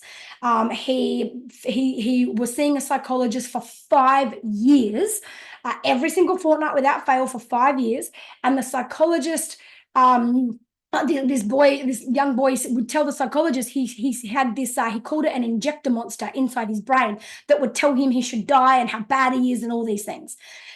After 5 years working with a psychologist every 2 weeks and a pediatrician, medicated for ASD, ADHD, all those things, his mum was desperate, came to my program. Within 5 weeks, he was so far improved that his psychologist literally said, I don't think I need to see him anymore. Like she was gobsmacked. She asked for my phone number and called me and just said, what do you do? She now refers her clients to our program. Okay. Because she saw the change. 5 years. You know what it was? His mum learned how to do this. This is all that she focused on up front. All right. So use words that create files that you want your child to use. Focus on the behavior you do want, not all the behaviors that you don't want. All right. This is when kids get resentful when they've been asked to do a chore, given a time frame and still don't do it. Repeat request. Yeah, because all of that activates reptilian brain completely. There's a different way to do it. Yep. What happens in 15 minutes if the dishwasher is not empty? We'll cover that when we get to discipline. All right. So we're going to touch on discipline tonight. All right. So here's some real life results. I need to share this with you because this is incredibly life-changing. Now, here's what I decided to do tonight. I have not done this before, but I really feel, and I'd love your feedback on how effective this is because this is what my heart just needs to get out to the world. Like I just can't stop. So this is a lady who joined the program. She's brand new. She's only been in the program since the 10th of June. This is why I wanted to use this story. I wanted to give you absolute proof of how instant and how fast this works, right? So she joined on the 10th, which was a Monday, I think it was. And then the Tuesday was the 11th, and she came to a Zoom call that I do, like a coaching call. And she made this post the next day on the 12th of June. She said, thanks for all the wonderful information. And she was talking about her 10-year-old. Now she has 4 boys that are all homeschooled. Anyway, she said, with regards to her son, Liam, he lies, he cheats, he steals, he hits, he's very impulsive, resulting in damaging things, very emotional, ultra sensitive, squeezes our pets, he swears, he has a very messy room, he takes food and treats without asking and tries to hide the evidence, and just generally is hard to live with for everyone. He said he wants to die and also that he wishes that he was like his brothers. It broke my heart to hear that. On a positive note, he can be very caring and say the most beautiful things at times. His demand avoidance is also an issue. His brothers are constantly on my back about Liam getting away with this and that because he basically does as he pleases. His younger brother says, I don't care about anything Liam does to him and goes on about being fair. She said, I'll start implementing what I learned tonight. I gave her some advice that night. Okay. That was on the 12th of June. Now watch this. Okay. On the 14th of June, 2 days later, she puts a post in the group. She said, Master 10, Liam, said to me yesterday, whatever you paid for that parenting course is worth it. He said it's working and my coach is awesome, right? Cute kid, right? Now, on that same day, so I commented on that post and then she wrote this. She said, something funny happened with him last night. We'd been at hospital due to a dog bite on his leg that got infected. And when we got home, the front door was locked. Everyone was inside asleep and he knocked loudly and, was quite disruptive. So she actually started reacting to it and raised her voice. He ran away saying, you're not following your course anymore. And she apologized. And straight away he replied, you weren't that loud anyway. All right. And gave her a hug. Then she said, later, he came in when I was in bed and said, thanks for helping me and taking me to the hospital. I just can't believe that when you said I'd have instant results, it would be this much. You truly are amazing. Now, I want you to understand 2 days ago, he was the child that didn't care about anyone. Why 2 days later, after the event has happened, does this 10-year-old child with these issues and autism and whatever literally go out of his way to come and seek that connection with his mum? Yeah, it didn't end there. Now, this now says 6 weeks because it was in the comments. Okay, so this is the same week. This is later that week. She said, after watching your video on lying, I praised Liam on the fact that he was honest to a referee about missing a touch at touch football, and his face just lit up. She knew the words to use with him. Okay, all she did was change her words. Then she said, I've seen immediate results, absolutely mind-blowing. This is a week later, 5 weeks ago. She said the words check yourself, which is something I teach, and check that you've done X, Y, Z is working a treat. She said, then the week later, so this is 6 weeks later, 5 weeks, or 6 weeks ago, 5 weeks ago, now 4 weeks ago, things have dramatically improved, but I'd say it's the change in bedtime routine. I've made it fun, a bit like when they were younger, and now they're racing to their beds. All of her kids are racing to get in bed. When she came that night, she was like, I can't get them to bed. It's 10:30 at night. They're still not, I just literally give up in the end, right? So she's got a lot of good stuff. And then the other thing was she learned his love language. And she said when the 10-year-old, this is only 3 weeks ago now, went to his cousins for the night. So he was there and I called him to say hello and that I loved him and missed him. I honestly wouldn't normally do that. But after learning his love language of words of affirmation, that's his language, I made sure I did it. He was so happy. He said, I love you too. And they had a really sweet moment. There was connection coming back in their relationship from these tiny little efforts and knowing what to say. All right. How many of you totally get that the words we use, the way that we say them have the biggest impact on how on the sense of self our child is left feeling? How many of you already just from this little bit here are like, I feel like I get that? Your words absolutely make the biggest difference. Yeah? You get it, Peanut? Awesome. I'm going to go into discipline. All right? Everyone else understand? Everyone, this making sense? This is one person's story. I just wanted to give you a real life, a real fresh off the bat story and show you the progress, not just give you the end result and you don't know how long that person worked on that for. I wanted to show you the journey of somebody in the first 3 weeks inside the program. Yes, everyone gets it. All right, awesome, excellent. Let's have a look now at the way we discipline. Same as what we did before. You know, we're going to talk about what doesn't work first when your brain can admit and can acknowledge, yep, that doesn't work. Yep, I agree, that doesn't work. It starts to loosen the files in the filing cabinet so we can put some better ones there. Okay, so here's what doesn't work when it comes to discipline. Sending them to their room. Let me share with you real quickly what that does, okay? This is why I wanted to include this in all of the work that I do, whether it be on my free webinars, whether it be inside my programs, because this one pillar, if you like, I'll talk about it later when I talk about pillars, but this one pillar makes a big difference. Here's what happens when you send your child to their room. It teaches them to isolate themselves when they're processing big emotions. You think it's no big deal. You think that your child that's 2 or 3 or 5 or 8 or whatever, whatever, go get over it. You're just having a tantrum. And then you wonder, you know, I have all these parents come to me with 14-year-olds, 16-year-olds, 17-year-olds that they're losing, that they're literally, they can see them struggling. They can see them dying on the inside. And they're like, she won't talk to me. He just won't open up. I can't get him to come out of his room and talk. The thing is, your child by that age, when they've got real life problems, they physically don't know how to talk because all of their lives, you taught them accidentally, unintentionally, I know. But what they learned was that when they had big, scary, overbearing emotions, nobody wanted to hear it. Nobody was available to them. And what happens is they literally lose the neural pathways in their brain that link from their feelings to their language center. They don't develop those neural pathways. So they can't actually take a feeling. They truly don't have the ability to convert that into a vocabulary or language to be able to share it with you. They just say, I don't know. I don't know. What's wrong, darling? I can see something's up. Talk to me. I don't know.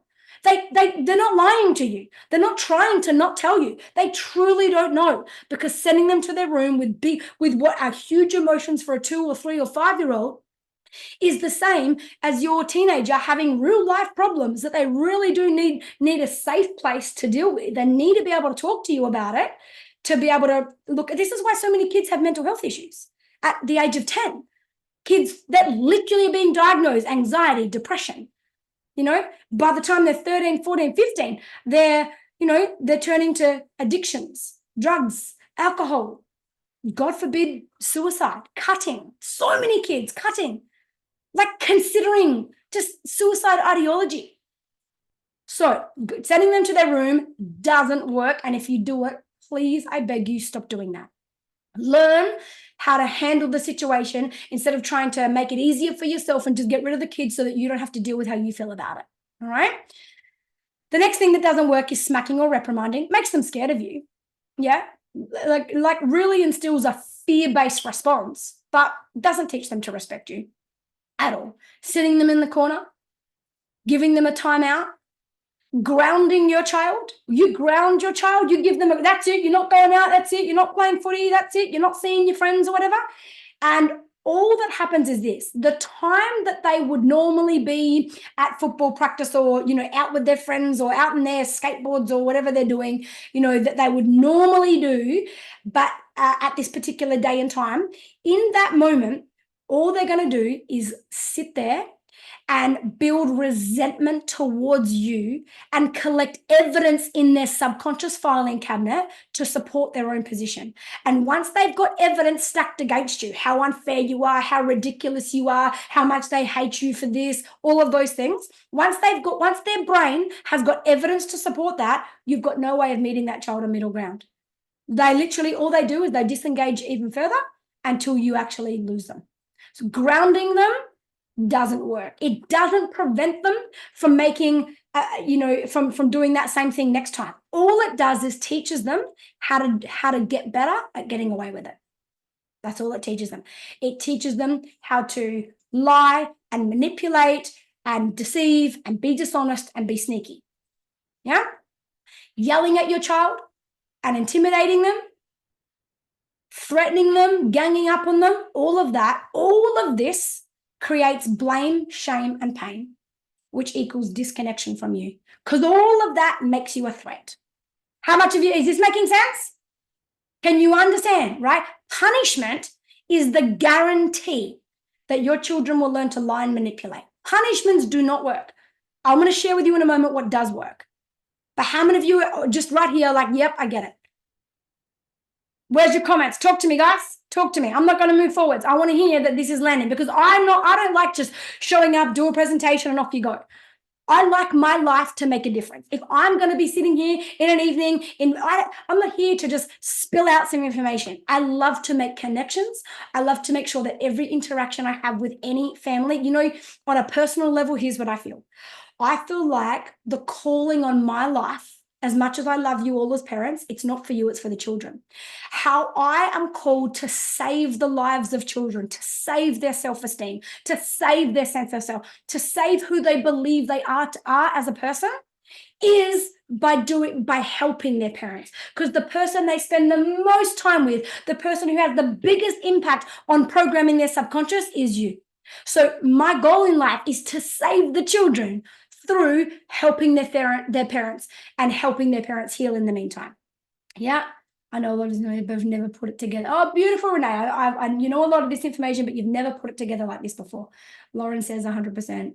Definitely landing, especially with my eldest. I get it. Okay. Keep those boxes going. Remember, every time you make a comment, it's your subconscious goes, that's important, that's important, that's important. If you listen, and without, taking notes or without validating something, even if it's just behind the screen, if you're nodding your head, that makes your subconscious go, this is important information, retain that. This is important information, please store that so that it's accessible for me later. Yeah? And this is how when you learn how to program yourself, and when you see all these words falling out of your mouth over the next few days, you'll be like, wow, now you're going to know how to reprogram the subconscious of your child.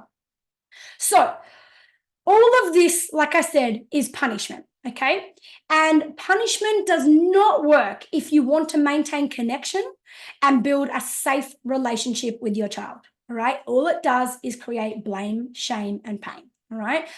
Like I said, punishment is the guarantee your kids learn to lie and manipulate. So imagine it like this, right? There's a very big difference between punishments and consequences. Some moments in discipline require you to step in. Some moments require you to step back and allow life to apply the consequences. Okay. We don't get to be this big hero parent that gets to hand down, the consequences all the time. Not if you want to have an empowered child that truly learns lessons in life and uses lessons in order to make better choices. Okay. The word discipline comes from the root word disciple. And the word disciple in Latin means to learn. So in order for discipline to have taken place, a learning experience has had to take place. But learning is inherently a very vulnerable experience. Okay, we cannot be in reptilian brain and learn at the same time. So if you want your child to truly learn the lesson, so that you don't have to govern their next behavior, they themselves change their next behavior, not because they're scared of you, because they're gonna get smacked or yelled at or have something, not out of fear, because fear, what part of the brain do you think fear activates? What happens when a lion is, we're all built, our primal instincts. What happens when a lion chases you? Do you feel fear? And what happens when you feel fear? Reptilian, fight or flight. Yeah? So does this make sense? Okay. Punishments, reptilian brain every time. Every time. Consequences, when delivered the right way, with the right words, in the right state of consciousness for you as a parent, game changers, true learning experiences. The child feels safe enough to actually learn. And in that learning, only when they feel safe can they access the emotional center of their brain, which is where they truly feel empathy, where they truly have remorse, where they genuinely are sorry. And they will make up for it without you telling them they better or else. Yeah? So consequences result in empowerment, self-governing future behavior. Punishments result in powerlessness, distrust, trauma, insecurity, and unresolved emotions. Punishments are literally the cause of anger, anxiety, and, like I said, shame and manipulation, such as lies. Okay? Consequences provide learning opportunities. Punishments are flat out bullshit. Honestly, think about it. Punishments are typically unrelated, ineffective, they cause disconnection, and they offer no learning experience. That's it. That's gone. That's it. You're not having that. And what does that teach the child? Well, you should learn not to do it. Okay. But you've activated a reptilian brain that doesn't include memory. It'll happen again. Your punishments just have to you think that by making them harsher and harsher and harsher, that's what your parents did to you. Did that work? How did that work? It made you scared of them, but it doesn't work. And honestly, do you want to raise your children the same way that the last generation raised us? Yeah? It's not the best, right? We didn't end up with the absolute best relationships. So there's what is called conscious discipline. All right. And this is all about having a higher perspective, a soul perspective, understanding that our children are not ours to carve and mold like they're some piece of clay and we get to mold them how we want them. They are their own person. They do not belong to us. They come through us, but they're not a possession that we get to keep. They are children of the universe. They're children of God. They're children of the divine, whatever it is you believe, right? They came through us, but they are not from us. And so conscious discipline is about giving them guidance without crushing their spirit. It's creating a space where they feel safe to be a full expression of themselves. And at a soul level, all our children are doing is calling us forwards to our higher levels of expansion. Your children are the highest, most divine personal development program you will ever do. They will show you where your triggers are. They will show you where your unresolved emotions lie. They will hand your childhood wounds to you on a silver platter. And they are the lessons. Our children are the lessons we can't escape. If life sends us lessons through partners or friends, we can get rid of partners, we can get rid of friends, we can get rid of colleagues, we can change jobs and careers. Guess what we can't do? We can't remove our children. And even if you were to abandon your children, your heart now has to sit with the fact that you've abandoned you for the rest of your life. You abandon your children. So either way, you've got some lessons to learn, right? Our children are the lessons we can't escape. So when it comes to conscious discipline, There's a principle I teach called separating the deed from the doer. Anytime, this is just to give you something, really basic that makes a big difference and it's easy for you to do. Anytime that you address your child in regards to discipline, you want to just separate the deed, so the behavior, from the doer, which is the person. Okay. So you address the person first and the behavior second.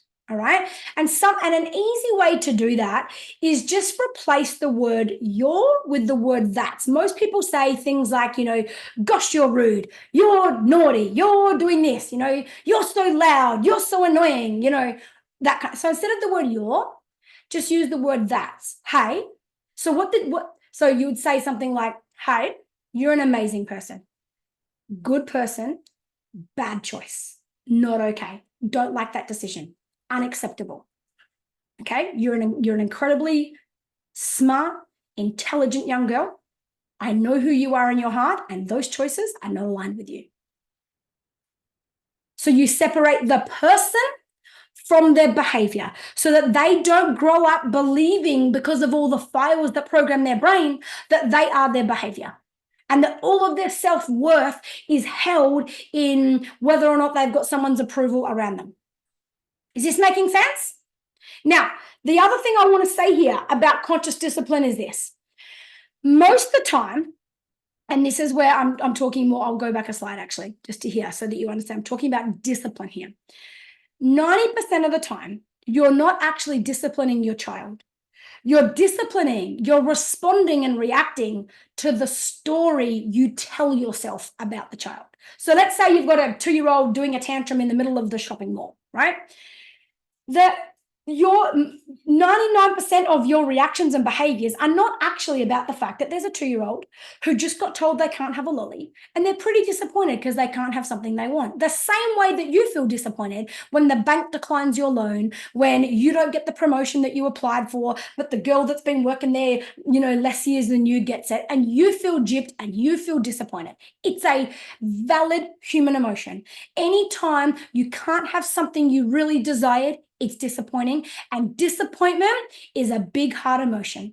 And that lolly or that toy that they wanted is as important to them as the home loan was to you. Yet you don't allow them to have a human experience because you think that their role is to show up to life in a way that manages your own emotions. So you'll end up treating the child. What's happening is like, what's going on inside your head is, you're such hard work. No one really cares about me. You're making me look like a bad parent. Stop being ridiculous. I'm never bringing you shopping again. All of these chatter stories going on in your head. And that's what makes you respond the way you do and drag them across the floor or squeeze their arm and chuck them back in the trolley or give them a punishment. It wasn't the actual behavior. It was the story you told yourself about your behavior.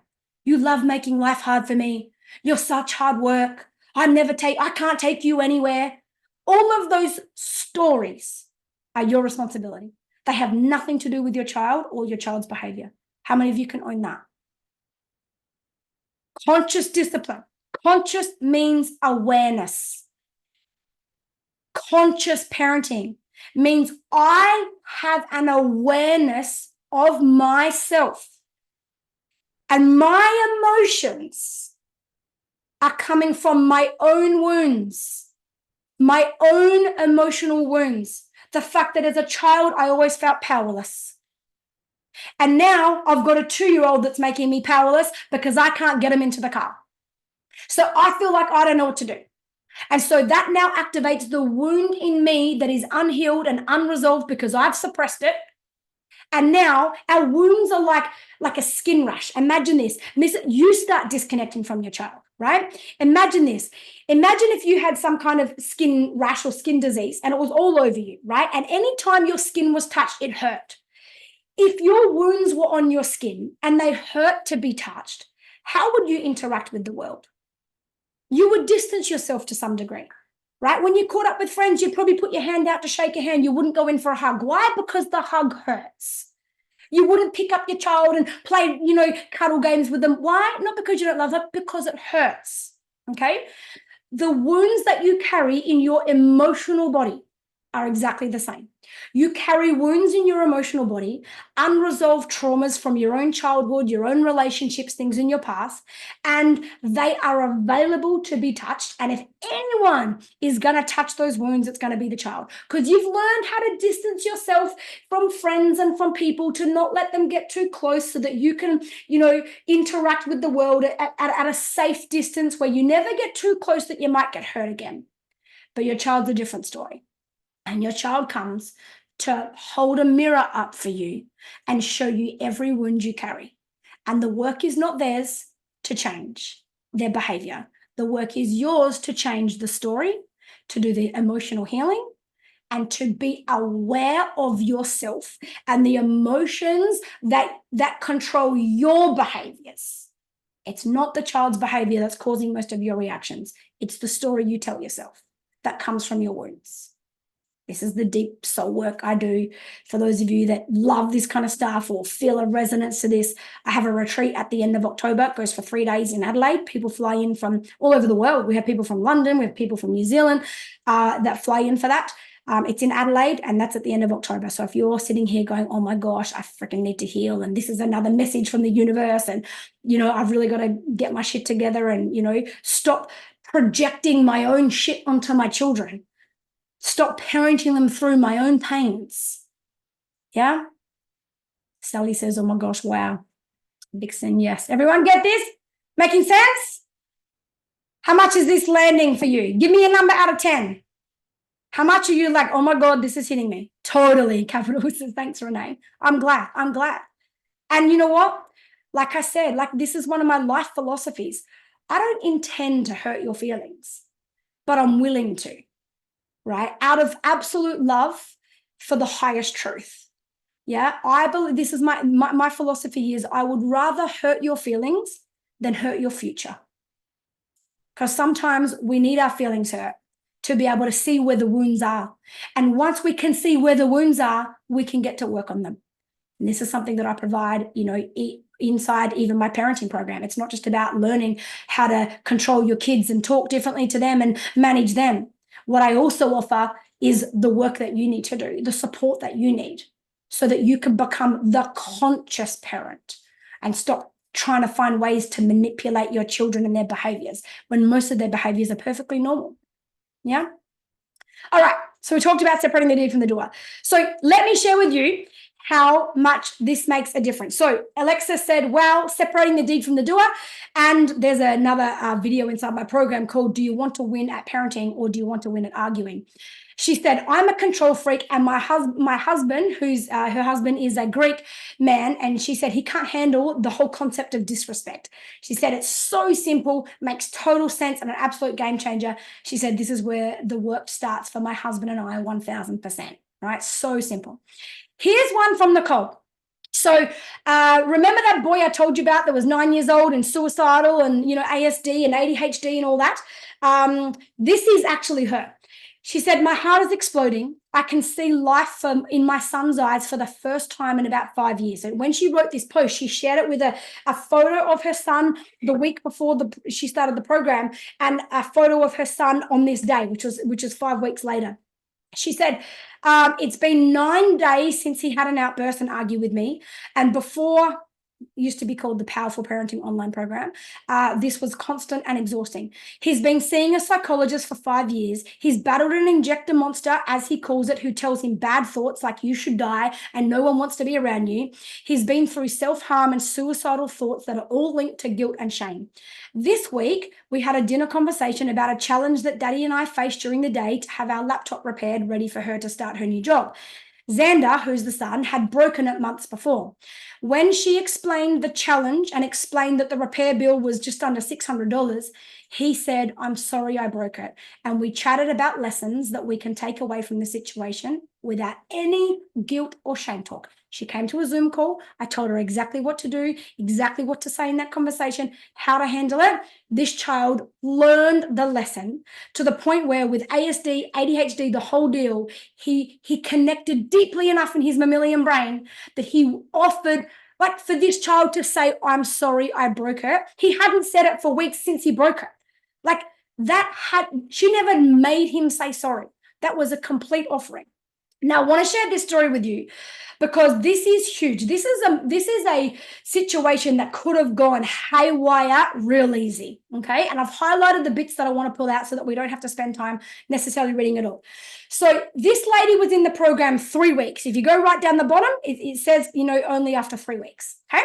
So she said, last night I was absolutely exhausted. The girls, so she has 3 girls, were also exhausted and grumpy. It was chaos. So I decided to sit my children down and be 100% upfront with them with where I was at. This is something I teach in the program, what I needed from them and what we could do to help each other. She said, I usually would have just tried to manage barked orders and bedtime would have been full of shouting and tears. After we spoke, my girls proceeded to quietly get themselves cleaned up and ready and into bed.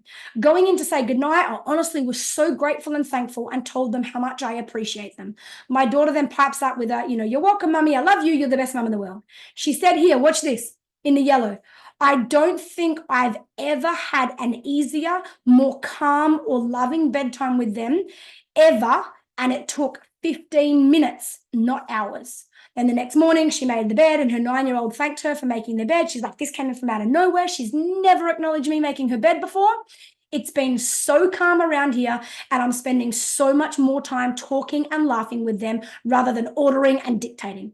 These are just a few small wins, but if this is how things can be after 3 weeks, then I'm excited for what's to come. They've now been in the program for 3 years, still showing up all the time to the Zoom call. She said, this is the 1 hour I dedicate. She said, I spend hours in the gym every week. I spend hours, doing all these other things in my life. One night a week, I spend 1 hour dedicated to my parenting, just to keep everything front of mind, just to keep myself showing up and putting myself in the environment that keeps all those files going into my mind. Because guys, isn't it true? We have a lifetime worth of the wrong files in our brain. It's not your fault you talk the way you do. It's not your fault. They're the only files that exist in your subconscious. But it's not your fault, but it is your responsibility. And you can put new files in there. Yeah? So let's now quickly look at the way we love our children. This is the third thing, all right? And then we'll wrap this up. So if you haven't already known, how many of you know a little bit about love languages? There are 5 different love languages, right? Acts of service, quality time, gifts, touch, and words of affirmation. Now, I have something I teach that is something I have learned in all of my years working with thousands of families, that I actually did a study on all of the people that I've ever worked with, and we literally ran some statistics. And what we found was 86% of the people who ever joined the program, and who not including the people that had never heard of love languages. These are just the people that had heard of it before and that believed that they'd read the book or they thought they were using their kids' love languages. 86% of them weren't getting a result. And it's because they had it wrong. 86%, almost 9 out of every 10 people who think they know their children's love language have it wrong, which means this. Now, for those of you who don't know what a love language is, every single one of us, our soul has its own way of translating love. Okay, so let me give an example. Let's say if you have a love language as a parent, right? You may not even have any idea there was a love language, but regardless, you still have one. So your love language is what you use to translate love. Okay, it's the way you show love to the world, and it's the way you receive love from the world, right? So let's say, for example, your love language is touch. If you are a touch love language, you will very naturally be a very huggy, kissy, come sit in my lap kind of mum. Right? You love hugging friends. You love holding hands with your partner. You love your back tickled, your hair played with, things like that, because that's what feels like love to you, because touch is your love language, right? With me? Now, let's say that let's say another one. Let's say you are words of affirmation. If your love language is words of affirmation, it means that you use words to express and receive love. So you're the kind of person who's always telling your children how amazing they are, how much you love them, how precious they are, how, all of these beautiful things, how clever they are, how helpful they are. You use words to express your love. And it means the world to you when somebody offers you words, when somebody thanks you, when somebody writes you a letter. Like birthday cards and what people write mean more to you than the gift they give you, right? Why? Why?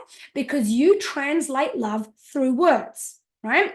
Now, let's say, for example, you have a child unbeknownst to you, okay, without realizing, let's say you have a child whose love language is acts of service. Yeah. This child like uses acts of service to translate love. But if you're not an acts of service person, you've got no idea about that, right? So this is the kind of child who's always saying, Mummy, can you get me dried? Daddy, can you make my lunch for me? Can you do this for me? Can you put my shoes on for me? And with the best, most well-intended intentions, we're like, come on, you're a big boy now. You can do that yourself. No, you don't need my help in that. You're big enough to get yourself dressed. All of these kind of things, right? Not realizing that this child is not really asking for you to do these favors.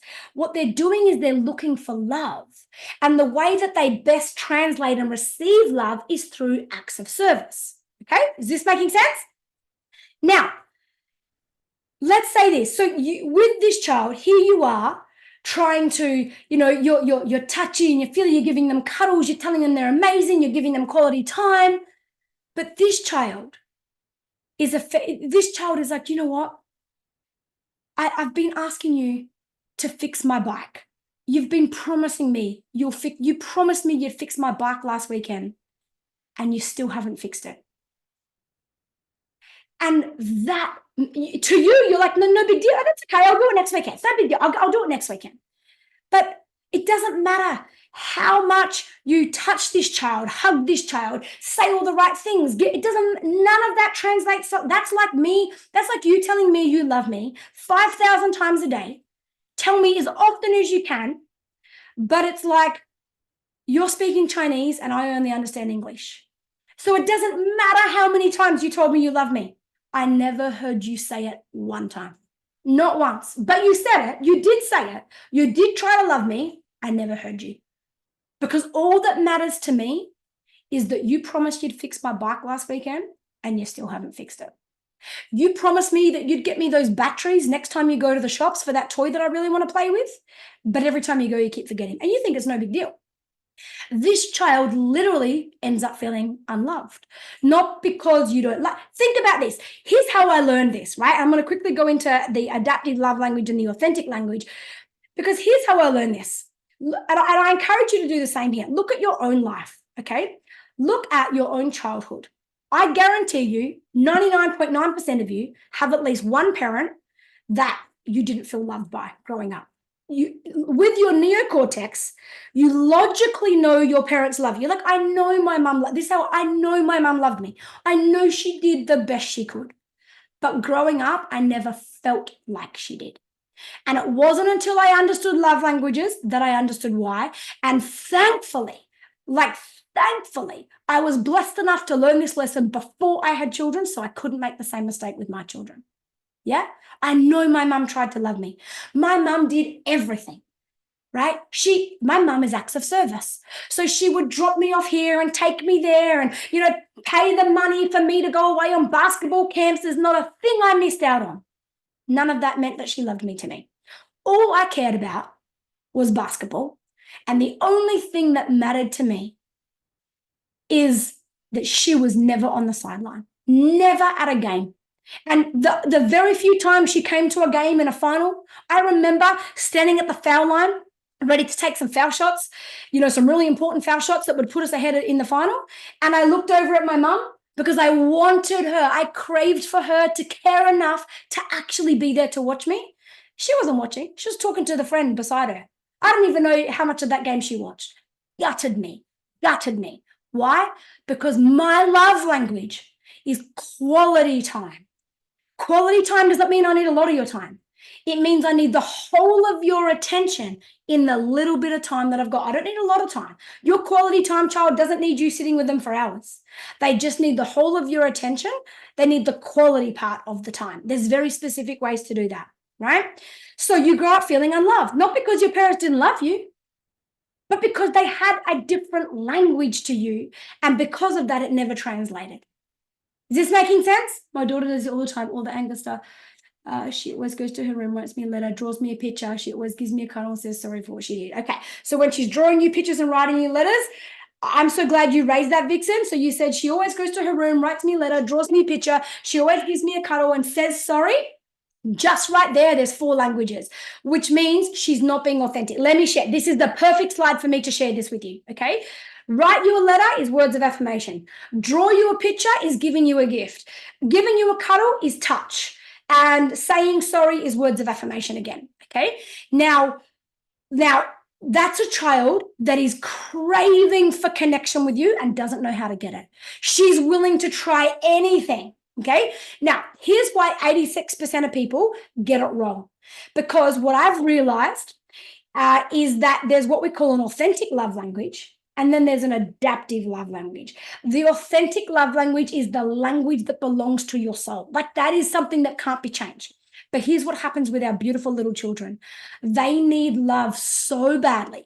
Love is the foundation upon which they build their entire sense of self. And it's their protection, it's their safety, it's everything. They need love so badly that if they can't get it the way that they need it, they'll take it however they can get it.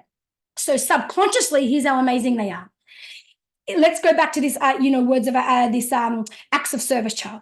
If the acts of service, like every time I ask you to do something for me, you say, no, you're a big girl, you're a good boy, no, do that yourself. I'm not doing that for you. Stop being so lazy.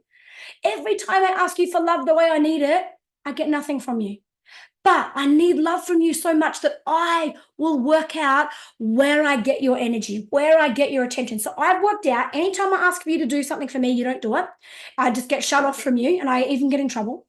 But I've worked out that any time that I come and sit on your lap, any time that I play with your hair, any time that I give you a cuddle, like I feel like you stop what you're doing and I get your attention. So I've worked out your love language. I work out what you respond to, right? And so what happens is they adapt themselves. They change the essence of who they are so that they can access love in some way. And so when these parents come to my program, they're like, my child's definitely touched. She's always sitting all over me. She's got to be on top of me. She's always wanting to cuddle me.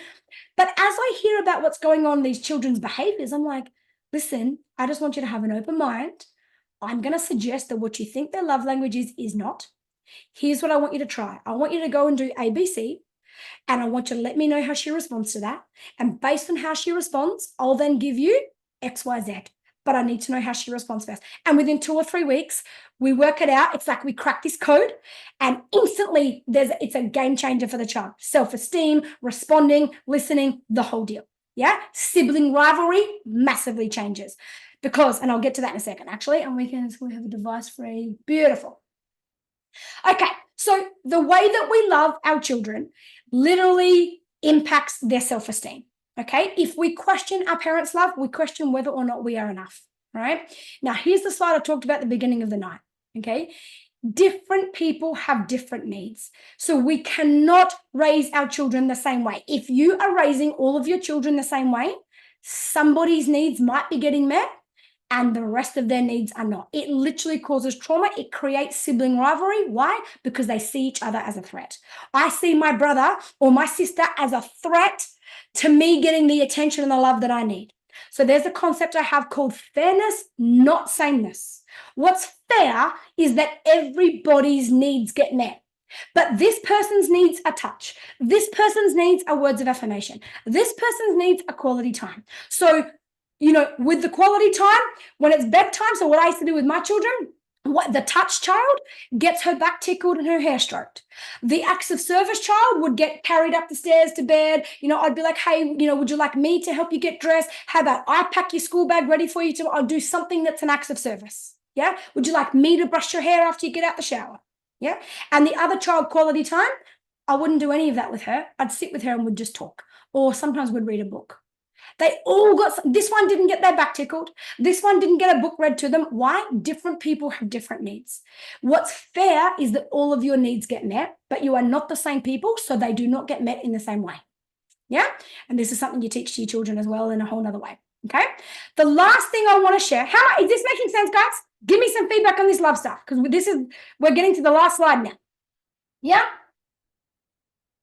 How many of you are like, wow, this makes sense. I'm getting it. Maybe my child's not feeling loved, not because I don't love them, but because I haven't been able to offer in a way that they have been able to translate and receive. I really want to figure out what my kid's real love language is. Beautiful, Renee. Like, I love that that's where you're at, you know, that you're like, okay, I need to be sure of this. So I can't, I don't even risk getting it wrong. So the last thing I want to say is discipline and love. Another huge way that we crush our children, and this is what all contributes to them not listening, okay? And it causes the disconnection and it causes the power plays, all right? And this is what it means. If you don't know your child's love language, if you're unsure of your child's love language, you violate their highest needs when it comes to discipline. For example, let's say, for example, that you have a child whose love language is words of affirmation, right? Now, I do not advocate for smacking. But if you are going to lose your shit in some way, if you're in one of those moments that you aren't going to control yourself anyway, you're better to smack that child and lose your shit and do the wrong thing that way than you are to say the wrong thing to that child, because words are their soul's language. Like, you say one mean thing to that child and they will hold that in their heart forever. Those of you on the line that are words of affirmation people, you are the people who will never forget the day your school teacher said that one thing to you, that your netball coach said that thing to you that day. You remember what your mum or your dad always used to tell you. Like, it sits at the base of your soul. Why? Because it's your soul's translation of love. You can't even remember when you got smacked. Yeah? You can't even remember when you got punished. You can remember the words. And then let's say you've got a child whose love language is touch. You're better off, if you're losing your shit, to say the meanest, most cutting words to that child than you are to smack them or to grab them aggressively or to squeeze their arm or to shove them forwards. That violates them in the deepest way. Why? Because that's their love language. So if you don't know their love language, not only can you be sure that you truly are filling what I call their love bucket, but in addition to the love bucket, you're kicking it over and emptying it out. Whatever little bit of love was in there is emptied out if you're accidentally using their love language against them when it comes to discipline. And again, this is why you can't raise your children the same way. This is why your children cannot get the same forms of discipline. Because if you do the same thing across the board, somebody gets crushed. Somebody just gets a consequence. They don't really care. They deal with it. Makes no difference to them. They'll forget about it 10 minutes later. But one of them is getting crushed by that. Yeah? So here is a story of Danny and Josh. And Danny is a school teacher. She's a very conscious person to begin with, or done a lot of work on herself over, the decades. And she's a school teacher. She said, I'm a school teacher and I had read the love language book and I knew my children's primary languages and I thought I was using them. We then started the conscious parenting program. I realized we hadn't been connecting with our children the way they needed. I knew their love languages, but I had no idea that I wasn't applying their love languages properly. We started implementing all these ideas and saw an immediate change in our children's behavior and self-esteem, and having the weekly calls and continual support ensured that we stayed motivated and had an avenue for discussion. It also assisted my husband and I in being on the same page, and it's been a game changer for us. Yeah. How many of you would love that? How many of you are like, I just want to be sure that I know that I get it right and that I can't stuff it up and that I can't do damage that then my children carry as trauma in their emotional body, just like I've carried trauma from my childhood in my emotional body that's now projected out onto my children. And I leak all over all the beautiful relationships in my life and I damage them unintentionally. Yeah. How many of you are like, I do not want to take that kind of risk? Like, their lives are on the line. Your self-esteem is your whole life. It's it'll determine what you do with your life, how much confidence you've got, what kind of friends you hang out with, what kind of opportunities you take, what kind of dreams you even believe in. Yeah. So the bottom line is this: when you practice the principles, you can participate in the promise. Yeah. It is time for change. It is time to go from what you've been doing and come back to connection. Change your words and just really show up from a heart-centered place. Yeah. Now, let me ask you a question. This is where we really come to the close, okay? How many of you, I know we've shared a lot of information over the last hour or hour and a half, whatever it's been. How many of you are feeling a little bit like this? You're like, like it's been great. There's lots of information here, but it feels like a lot. Like there's so many things for me to think of now, right? And it's not my intention to overwhelm you. I am just so bloody excited to share all of this information so that it resonates with people. And I just wanted to inspire you with how easy things are to change, okay? But I also understand that that everybody, so many people that cross my path feel like they're barely treading water. They're like, where do I start? Like, do I start with love languages? Do I start with discipline? Do I start with words? I barely feel like I have the space to do it, to be here and to take on more as it is. How many of you are feeling like that? I want you to be real with me again. All right. How many of you are like, no, this is good. I'm feeling very clear versus, okay, now I feel like, where do I start? How do I work this out? How do I know what to say? How do I learn the love language? How do I work out, what to do in discipline instead of giving punishments? Tell me where you're at. Yeah? Yep. Overwhelmed. Okay. Beautiful. Thank you for your honesty, Lauren. I appreciate that. I really, really do. Okay. And I know what makes it feel overwhelming is when we feel like we've ticked all these boxes tonight. We feel like shit. I could be stuffing up in so many places.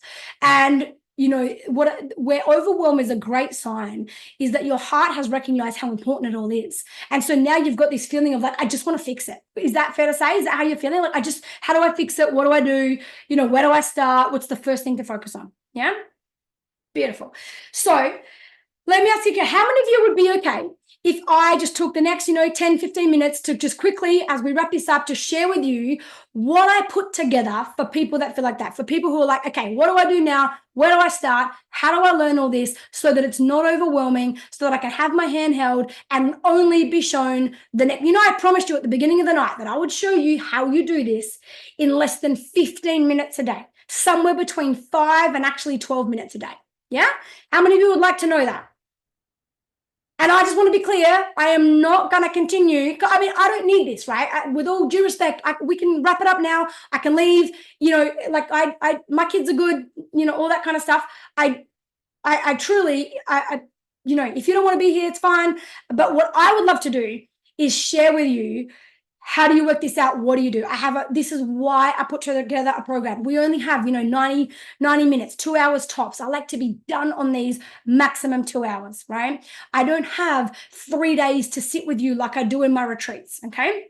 But I did create what I call the Conscious Parenting Program, which you've heard of a few times tonight, okay? I want to share with you what you get when you are part of this program, okay? So the first thing is you get what I call the 4 pillars of Conscious Parenting Masterclass. Now, before I made this an online program, this used to be a retreat. Okay. So what happened was people would fly in for a weekend retreat. I actually used to charge, $3,500, but I valued it at 2.5 because obviously that included accommodation and meals and all those kind of things. So they paid $3,300, but take out the accommodation, take out the meals, take out the hiring and the venue. The content, what I shared, is worth $2,500 easily. Right now, what happened was it was a great weekend, but I felt like I failed people.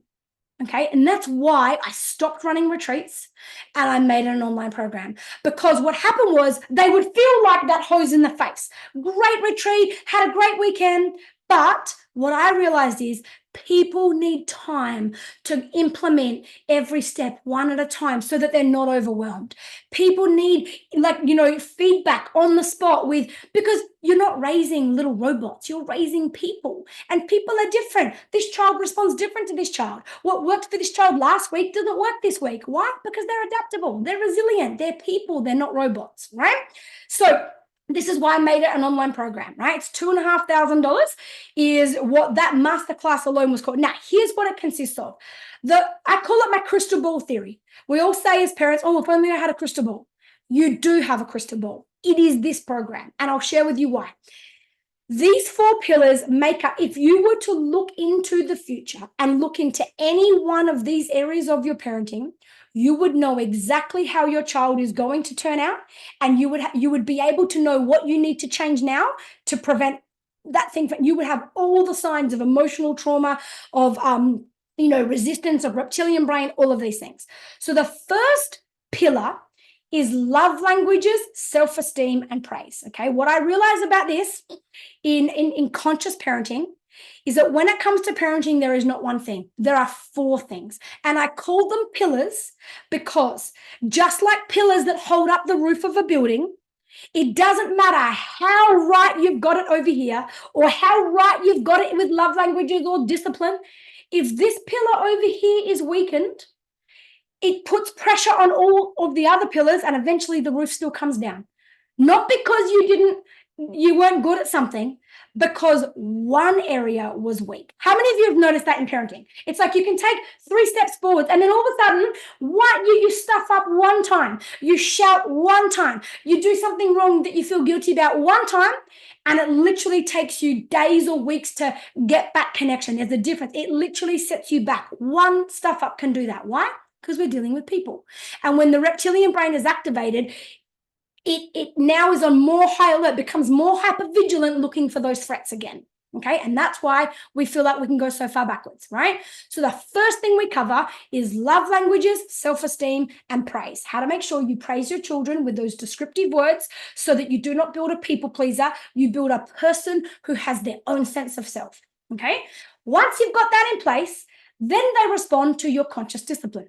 This is where you learn how to discipline your child without timeouts and punishments and threats and taking things away and yelling and grounding them and all that stuff that causes disconnection. That comes at the cost of you being your child's safe place.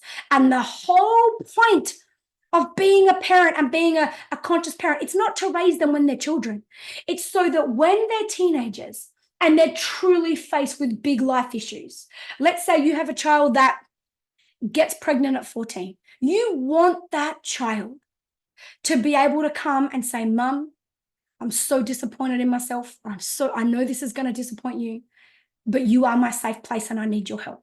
If you have a child that gets into a car at a party or who takes a drug and then a week later they're having hallucinations or headaches or something, you want your children to feel like no matter how much they've stuffed up, that they can bring it to you and that your first response will be, you matter, you're not in trouble, let's sort out the problem. Yeah, I'm disappointed. Yeah, there might be consequences for this. None of that matters right now. If your child is scared of you when it comes to the fact that they haven't packed something up, they are never going to share something big with you in their life. And that could literally be a matter of life or death. Like that can be dangerous sometimes. Yeah? How many of you get what I'm saying? Conscious discipline is so important.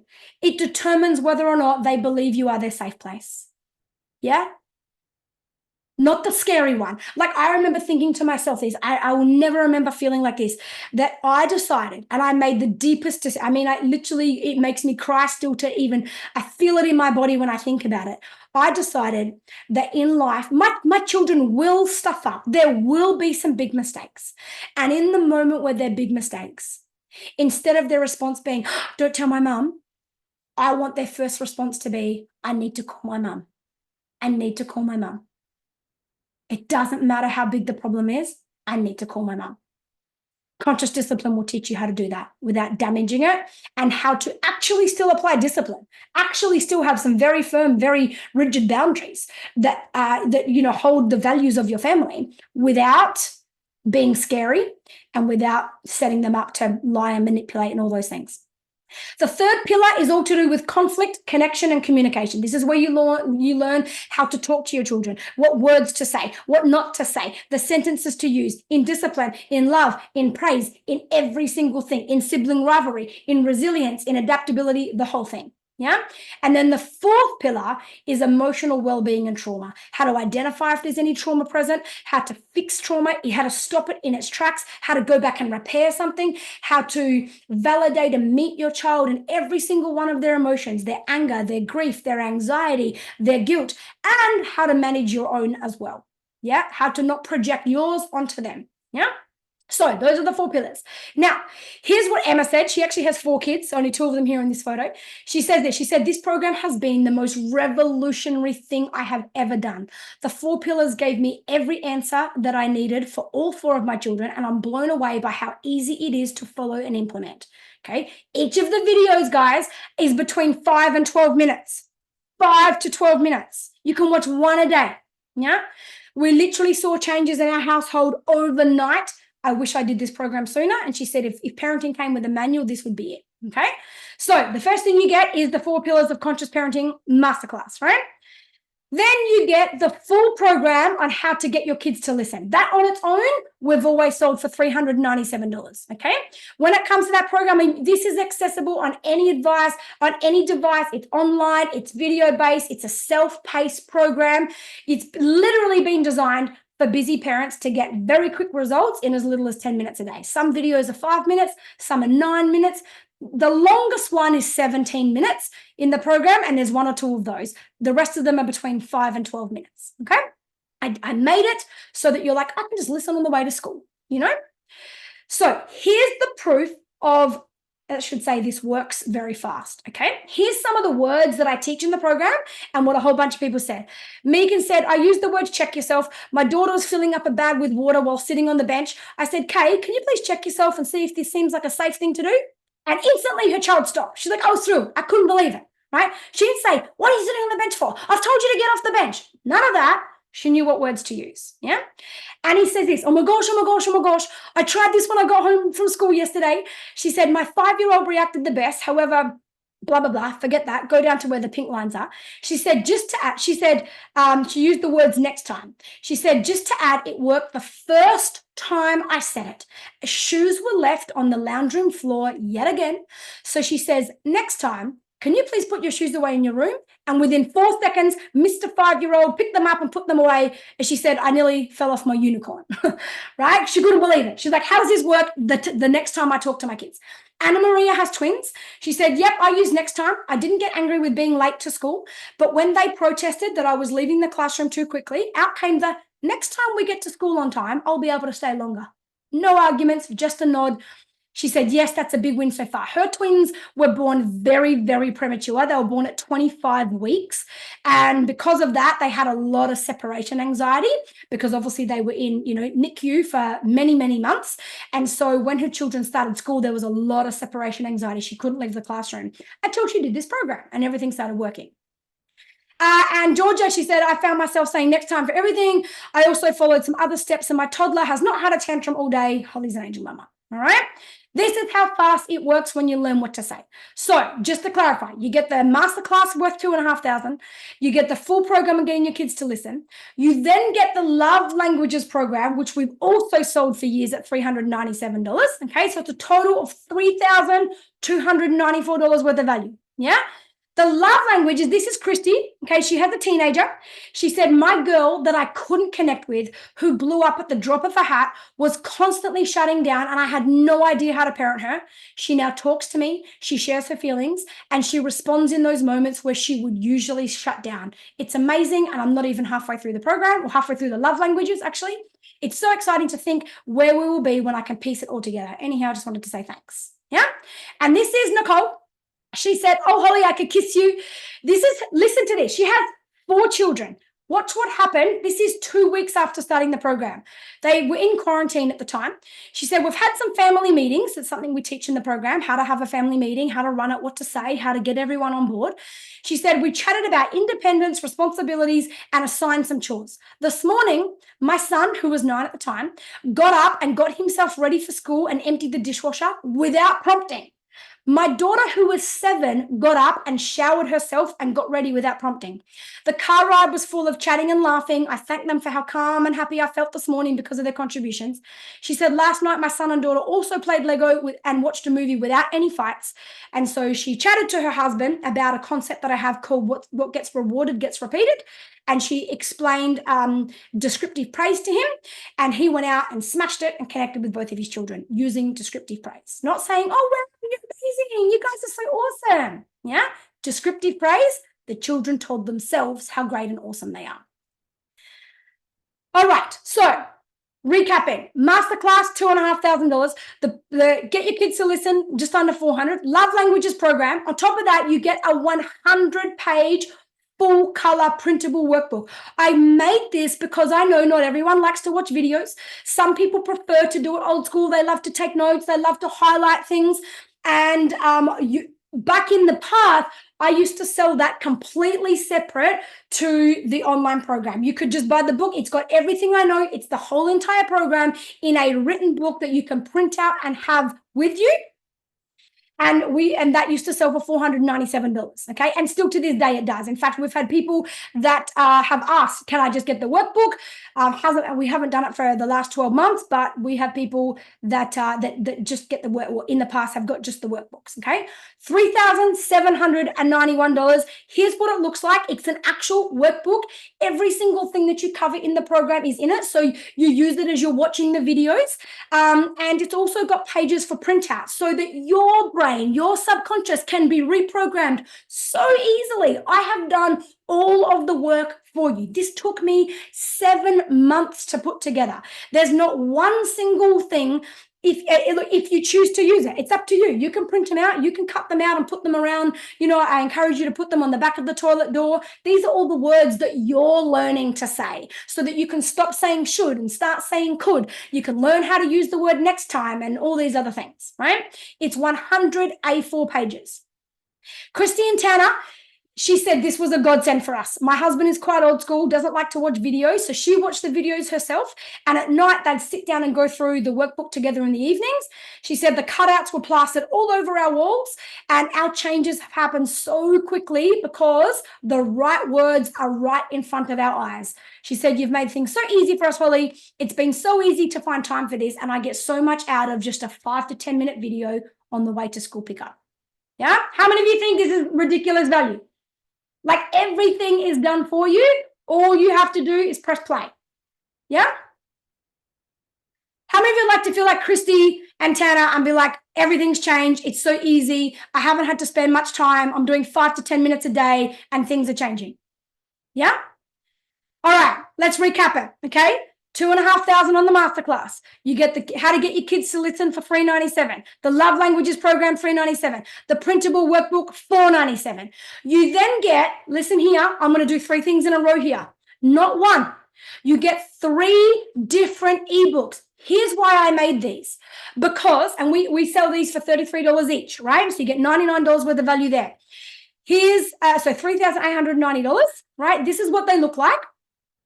Why did I do this? Because again, I wanted to cover like every single angle so that no one had any excuse to not change their parenting. It was so easy. So these are just shortened versions of the program saved in one tiny little ebook that you can save on your phone so that when you do get to school pickup 5 minutes early, when you are in the toilet having time away from your children and you've got you sit there on purpose for longer just so that you can have a few minutes to yourself. When you're in your lunch break, you can literally just open the easiest ebook that cuts to the chase and just gives you the words that work, just all the sentences for discipline, for self-esteem, for all those different areas. Then there's a love language guide. Okay, this love language guide helps you work out your kids' love language like that. It gives you questions to ask your children if they're older. It won't work if you have a child, under 3, under 4. It won't quite be the same, but you can't ask them. But you can have those questions in your mind to start to pay attention to yourself, right? And then there's what I call the powerful parenting hacks, the quick and easy ways to get all the results you need without even understanding how it all works. Just do this and it works, okay? You get all 3 of those, yeah? So masterclass, 2.5. How to Get Your Kids to Listen for just under 400. Love Language, $397. The printable workbook, all 3 ebooks for $33 each. On top of that, you then get, and listen carefully here, because this is what I call the coaching package. This is where now, if there's any gray areas, I'm like, how do I sort that out? How can I possibly I can't create a program with 7,000 videos on every single possible topic that could ever come up in life in parenting. So how can I make sure that there are no gray areas? No parent is left wondering, what does that actually mean? I didn't quite understand your video properly. I mean, I don't know. People are people and everyone's different. So what I did is this. I also knew that parents, sometimes you have an issue that's doing your head in so bad with your kid that you can't wait. You need an answer now. You can't wait till tomorrow. You're laying in bed at 2 a.m. crying your eyes out. You need an answer right now before you lose your shit, right? And so I created you get lifetime access to the entire program. And then, oh, sorry, let me go back. Hang on. Oh, I pressed the wrong button there. I created a Facebook group that you can get 24/7 advice, and you're going to get access to this tonight for 30 days for free, okay?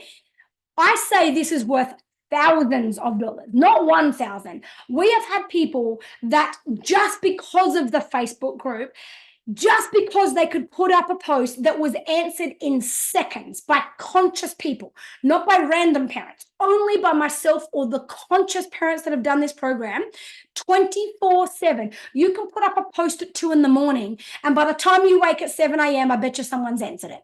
It is the most incredible thing. That we have had people that literally probably would have created trauma for their children if they couldn't get a result, if they couldn't get an answer within 10 minutes, because they were going to go and lose it, or because they were going to handle a situation really badly, because the school called them up and told them what their child did at school for the day, and they were ropeable, and every single childhood wound was triggered in them, and they were about to slay their child. But they come in the group, they say, shit, I just got a call from the school. Oh my God, I feel like I just want to kill my child. What do I do? And they get the right answers and they get the right words. And it literally, instead of being a moment the child never forgets because of how it traumatized them, it actually becomes a moment of connection between the parent, proving to the child that you are a safe place. It's still not okay. There still might be consequences, but it's safe in these consequences. So the value is immeasurable on that.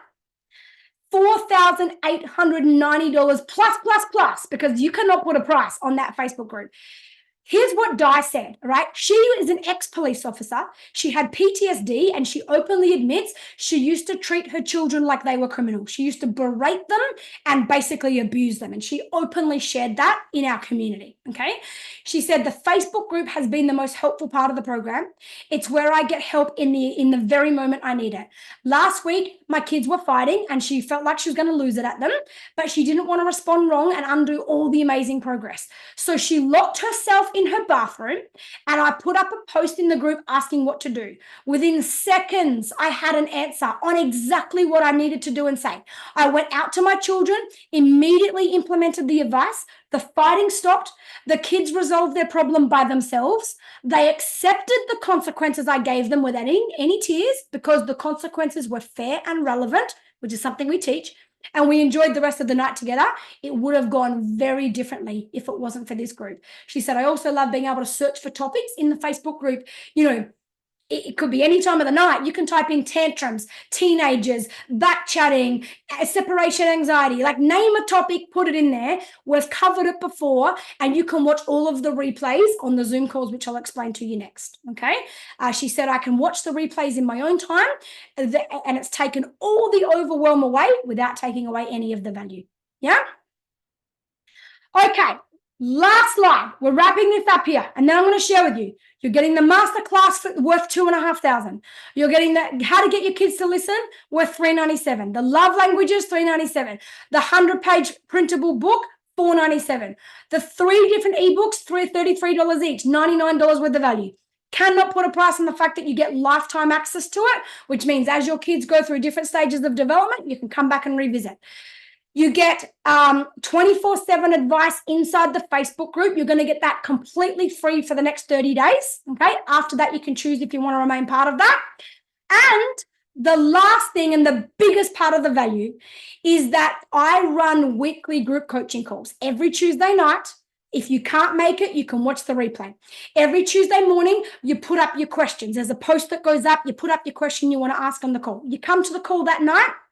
They're not run till 8:30 p.m. SA time, so 9 p.m. Sydney time. So your kids should be in bed by then, and if they're not, you need to be on these calls, and that's the first thing that I'll help you with, okay? Next week, they'll be in bed before then. This is worth beyond. If you come to me privately, I charge $1,000 per hour for one coaching session. If you come to one of my coaches and want a private session, it's $250 a session to do it with one of my coaches, okay? You will get access to all of the Zoom calls, all the Facebook group and the Zoom calls are what we call the coaching package, both of those two things, okay? Normally you pay extra for that. You will get access for free for 30 days so that you can trial it. That means you can join 4 of the Zoom calls. That means you've got 24/7 access. You can search up everything you like. You can watch past replays, do what you like, okay? You get access to that for the next 30 days. That is worth, again, you can't even put a value on that for you to get unlimited coaching from me. And sometimes I take 20 minutes with one person because I will give you deep answers. I will help you with your journey, your growth, your pain, your wounds, what's coming out in your children, as well as what to say and do with the children, okay? And you get access to all of that. So the total value is $7,390 plus whatever value you want to place on that. Now, here's the thing with the coaching package, right? This is what it looks like. You jump on the Zoom calls, okay? I won't go through a lot of detail, but here's just one example. After her very first ever live Zoom call, Magna said this. She came on one Zoom call. I gave her some advice. All of you that said mornings are the worst, hands up if you said mornings are the worst, or put in the comment, those of you who said mornings are the worst, morning routine, getting to school on time, who are you? Vixen, who else was it? I'm trying to remember who else it was. Was it Rachel? Renee, I'm trying to remember, was it Sally? Okay, if you have issues with morning routines, you need to pay attention here, okay? One live call, her first ever. She said, she sent me this message a week later. Since the live call, we have honestly had the calmest mornings ever. First morning in, I was already seeing huge changes. Not only were they already on time without any arguing, we had enough time to ride and walk to school, which has never happened before. Never got time to ride or walk to school. My eldest daughter has been getting herself ready. Her eldest was 7, by the way. Been getting herself ready without any reminders. There have been no arguments between my girls who are generally at each other in the mornings. There have been a few hiccups, but we've managed to stay calm, which has made a huge difference to the rest of our days. And we've been so much happier. She said, I honestly did not expect immediate changes.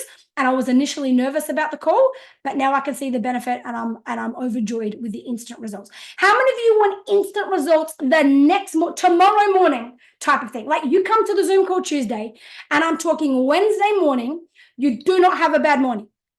Like everything runs perfect on Wednesday and it's a new way of doing life. Be a godsend. It would be. This is not a joke, okay? This is real. I'm not going to go through all of these, but look, oh my God, first morning, no yelling and no tantrums, right? This one here, here's a 2-year-old that put herself to sleep without getting out of her bed. This was a 2-year-old that would be up till midnight because she won't go to sleep. Just to prove that's not a fluke, here's another 2-year-old. If you read here, she said, I don't know if it's a fluke or a hard work is paying off, but Georgia put herself in bed while she was feeding Izzy. So while she was breastfeeding the baby, she said, Georgia usually fights naps and we end up having to drive in the car to put her to sleep if she gets too ratty. Gone from needing to drive her in the car to literally her putting herself to bed at 2 years old, right? First, here's another one. The very first week that this happened, instant results in week 1. They had the love language wrong. We corrected the love language. Everything changed. Here's another one, literally his sibling jealousy completely changed. This person said, I realize the damage that we've caused by using our children's love language against them in discipline. And she said the ironic thing is we were doing it trying to fix the same issue that it causes and going around in circles. This one, really quickly, last one, this is Eden, and she had massive separation anxieties. Her mum came to a Zoom call. I had one conversation with this family. I said, here's what you do. This is a photo a few days later of her going on her first school camp. This is a little girl that couldn't even stay at her grandma's house on the weekend because of separation anxiety. Her mum said, off on her first school camp, no hesitation. I had to tell her to wait for me when we pulled up to school. She was about to just walk off with a simple bye, and she called out as she was walking away. This is a child who couldn't go for a sleepover at a grandparent's house and is now going off on a 2-night school camp. off one conversation. That's what can happen with the Zoom calls, right? Alexa said she'd paid 10 times for it. And now that she knows how life-changing the program is, she said, honestly, Holly, no one can put a price tag on what you teach and how much it saves our children and their self-esteem. I literally love the mother I am. And I could not say that about myself before. I was ashamed of myself sometimes, but now I feel so proud and I see how happy my children are. All right. So I want to ask you a question. I'm not charging you $7,500. Okay. But imagine if I did. Imagine if I was going to charge you $7,500. If I charged you the value that it was. I really have these questions for you, and I really encourage you to open your heart and truly sit with this for a second. What if all this program did, the only thing that it did, but let's imagine you paid $7,500 and all that happened was it reconnected your broken relationship with your child and made your home a happy place to live again. Would it be worth it? So imagine if you had to fork out $7,000 divided by your 2 or 3 kids. Would that be worth it? What if all this program did was help you raise your children by giving the exact words and phrases to say so that you stop killing their self-esteem? I mean, think about what we spend $7,000 on. Think about how easily we change the tires on our car, how easily we do, we go on a holiday. This is our children's lifetime. If all this did was make you feel like you're actually a good parent again and made you proud of the way you raise your children, would it be worth it? Yeah, if it just gave you some connection back with your kids so that they sat at the dinner table wanting to have a conversation with you rather than zoning out on their iPad or their phone or leaving the table as quick as they can to go back to their room for the rest of the night. If all it did was just one of those things, let's say it didn't do everything, it just did one thing. Honestly, what kind of price tag would you put on that? This program is literally a cocoon. You do not have to work out. The caterpillar doesn't have to work out how to become a butterfly. The caterpillar does one thing. It puts itself in an environment called a cocoon and it surrenders to the process. It doesn't have to know how to become a butterfly. It is a default result from being in the right environment. It just goes in the cocoon, it builds a cocoon, and the rest unfolds. Okay? So for me personally, when I put all this together, I had 2 choices. I could either go as cheap as possible and try to sell as many as possible, but it gave me no incentive to really stack the value and provide a lot of my time and resources. And I love feeling inspired by the work that I do. So my second choice was that I produce something that requires a little higher investment, but in exchange, I feel inspired to devote more resources to guarantee your success. Yeah? They essentially were my choices. And so I asked myself, what would the end result be? Like, would it be worth it for me? The $7,500, right? That lady I told you about at the beginning of the night, and I showed you all of her stories. I showed you like the day that she joined, the day after, and the week after, the week after. She texted me today. I added this slide today. Here's what she said. I couldn't even get a good photo of her because I just got it off her Facebook. So this is what she said. I've canceled Liam's pediatrician appointment as I can see now that I can support him. You've made me see things from a different perspective. Even though I still do react from time to time, I know how to repair and stay connected. She said the love language thing has been an eye-opener. We have more peace and an enjoyable bedtime routine, and things get better every day. And she just thanked me for being a bit of an angel in her life. Okay? That's the deal. Now, I'm not charging you $7,500. The price of this program is $1,190. Okay? That's the price we charge the public. But for those of you who sat with me here tonight, those of you who opened your hearts and connected with me and gave me your truth, you get it for $595. It's half price today. If you need a payment plan, you can do 6 payments, so weekly payments of $110. We give you 6 weeks to pay it off so that nobody misses out. This is the deal for today. You need to use the coupon code CPP, so it stands for Conscious Parenting Program. 50 stands for 50% off, CPP50. thehollyeffect.com/start now. Okay? $595, not $1,190, not $7,500, $595. And here's the kicker. On top of getting lifetime access to the program, you get the 30 days coaching subscription. Normally that's $50 a month. You're going to get that for free if you invest today. If for those of you that are like, I am so in, I'm not delaying these results for my kids anymore. And at the end of 30 days, If you continue wanting to be part of the Zoom calls and the Facebook group, you will not be charged $50. You're going to be charged $20. $20 a month, $5 a week to have access to talking to me on a Zoom call on a Tuesday night, getting the coaching you need and having 24/7 advice available to you through the Facebook group. We're not going to charge you $50. You're going to get it free for 30 days. And at the end of 30 days, it will automatically start charging you $20. If you don't want to do it, you log into your account, you click on subscriptions, you turn it off. You don't have to email us. You don't have to explain yourself to us. You just turn off the subscription and you will not be charged. And you can turn that off at any time. Okay. We're not interested in chasing you for $20 or not letting you, cancel a $20 subscription. All right. So it's $595 upfront if you pay it upfront, or 6 payments of $110. You won't be charged anything else. At the end of 30 days, you'll be charged $20 a month after that, just for the Facebook group and the Zoom calls. Cancel at any time if you want to, but you'll never be charged $50 a month. All right. We also have a money back guarantee. You literally have nothing to lose. If you watch the videos in this program, you come to the Zoom calls while you've got them for free over the next 4 weeks, okay? And you don't get any result with any of your children. You don't get a result. You get I will refund you every single cent. I won't ask a question. You don't need to explain. I don't even need to know. If you don't get a result, literally in the first week, but I'm giving you 30 days, right? To be able to access everything. You don't get a result in any of that, get your money back. Okay. There's literally no risk for you to take here. Yeah. So to close this off, here is the real question. Yeah. If you don't fix your relationship with your children now, when will you? I ask this to every parent. Honestly, how bad do things have to get before you are willing to say enough is enough? I don't care what this takes. I'm breaking the cycle and I'm doing this. How bad? Where do things have to get to before you're willing to do that?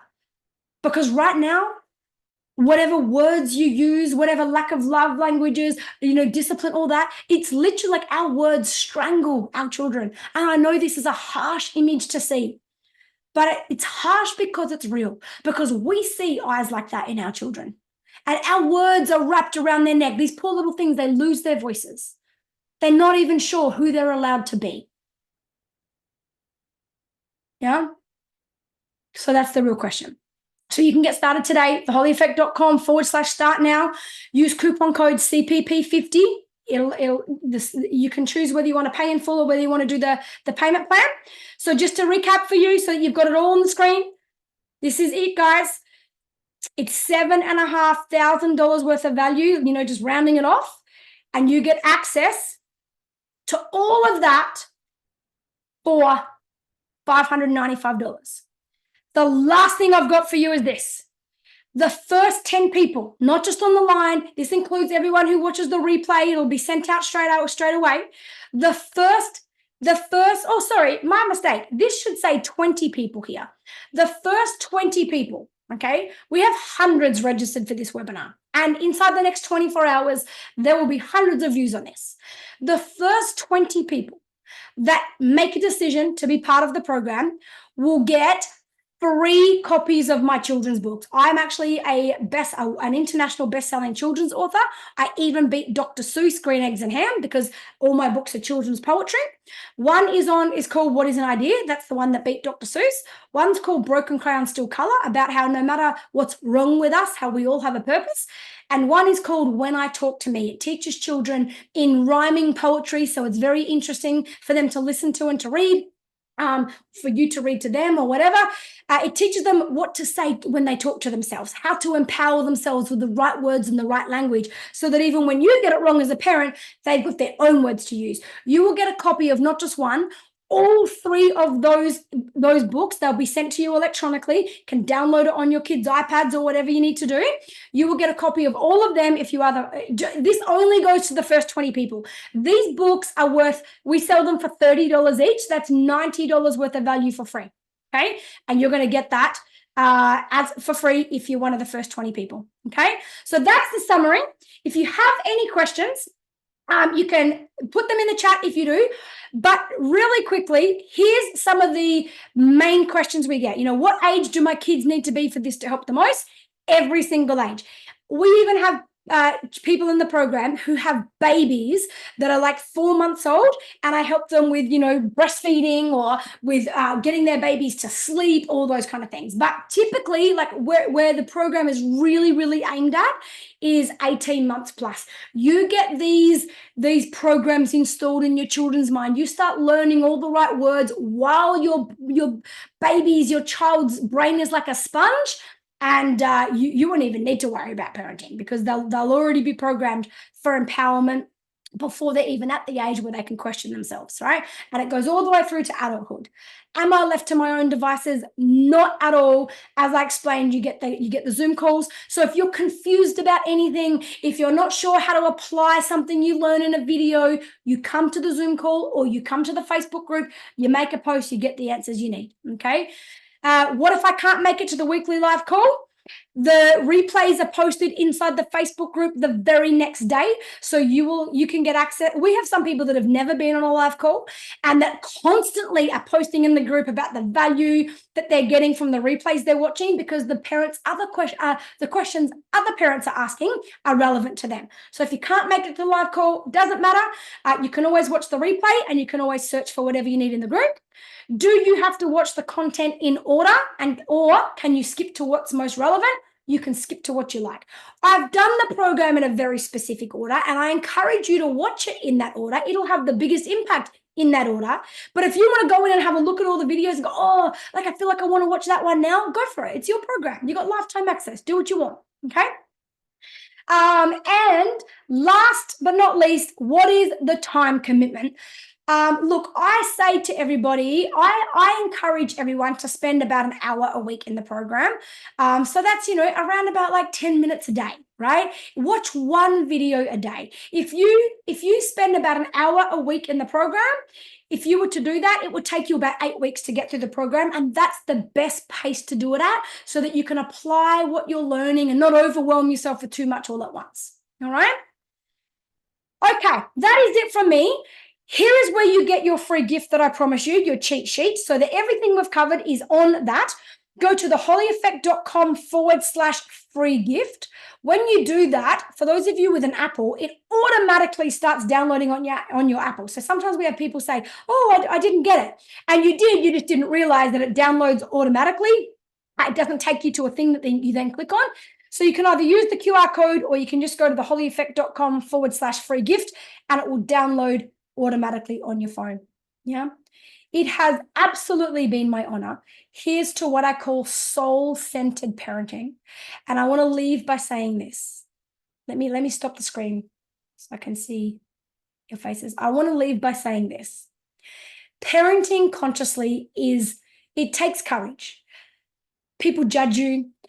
People like, especially your parents, people from the last generation, they don't understand, they just think that the kids need more punishment, you're too soft on them and all these things.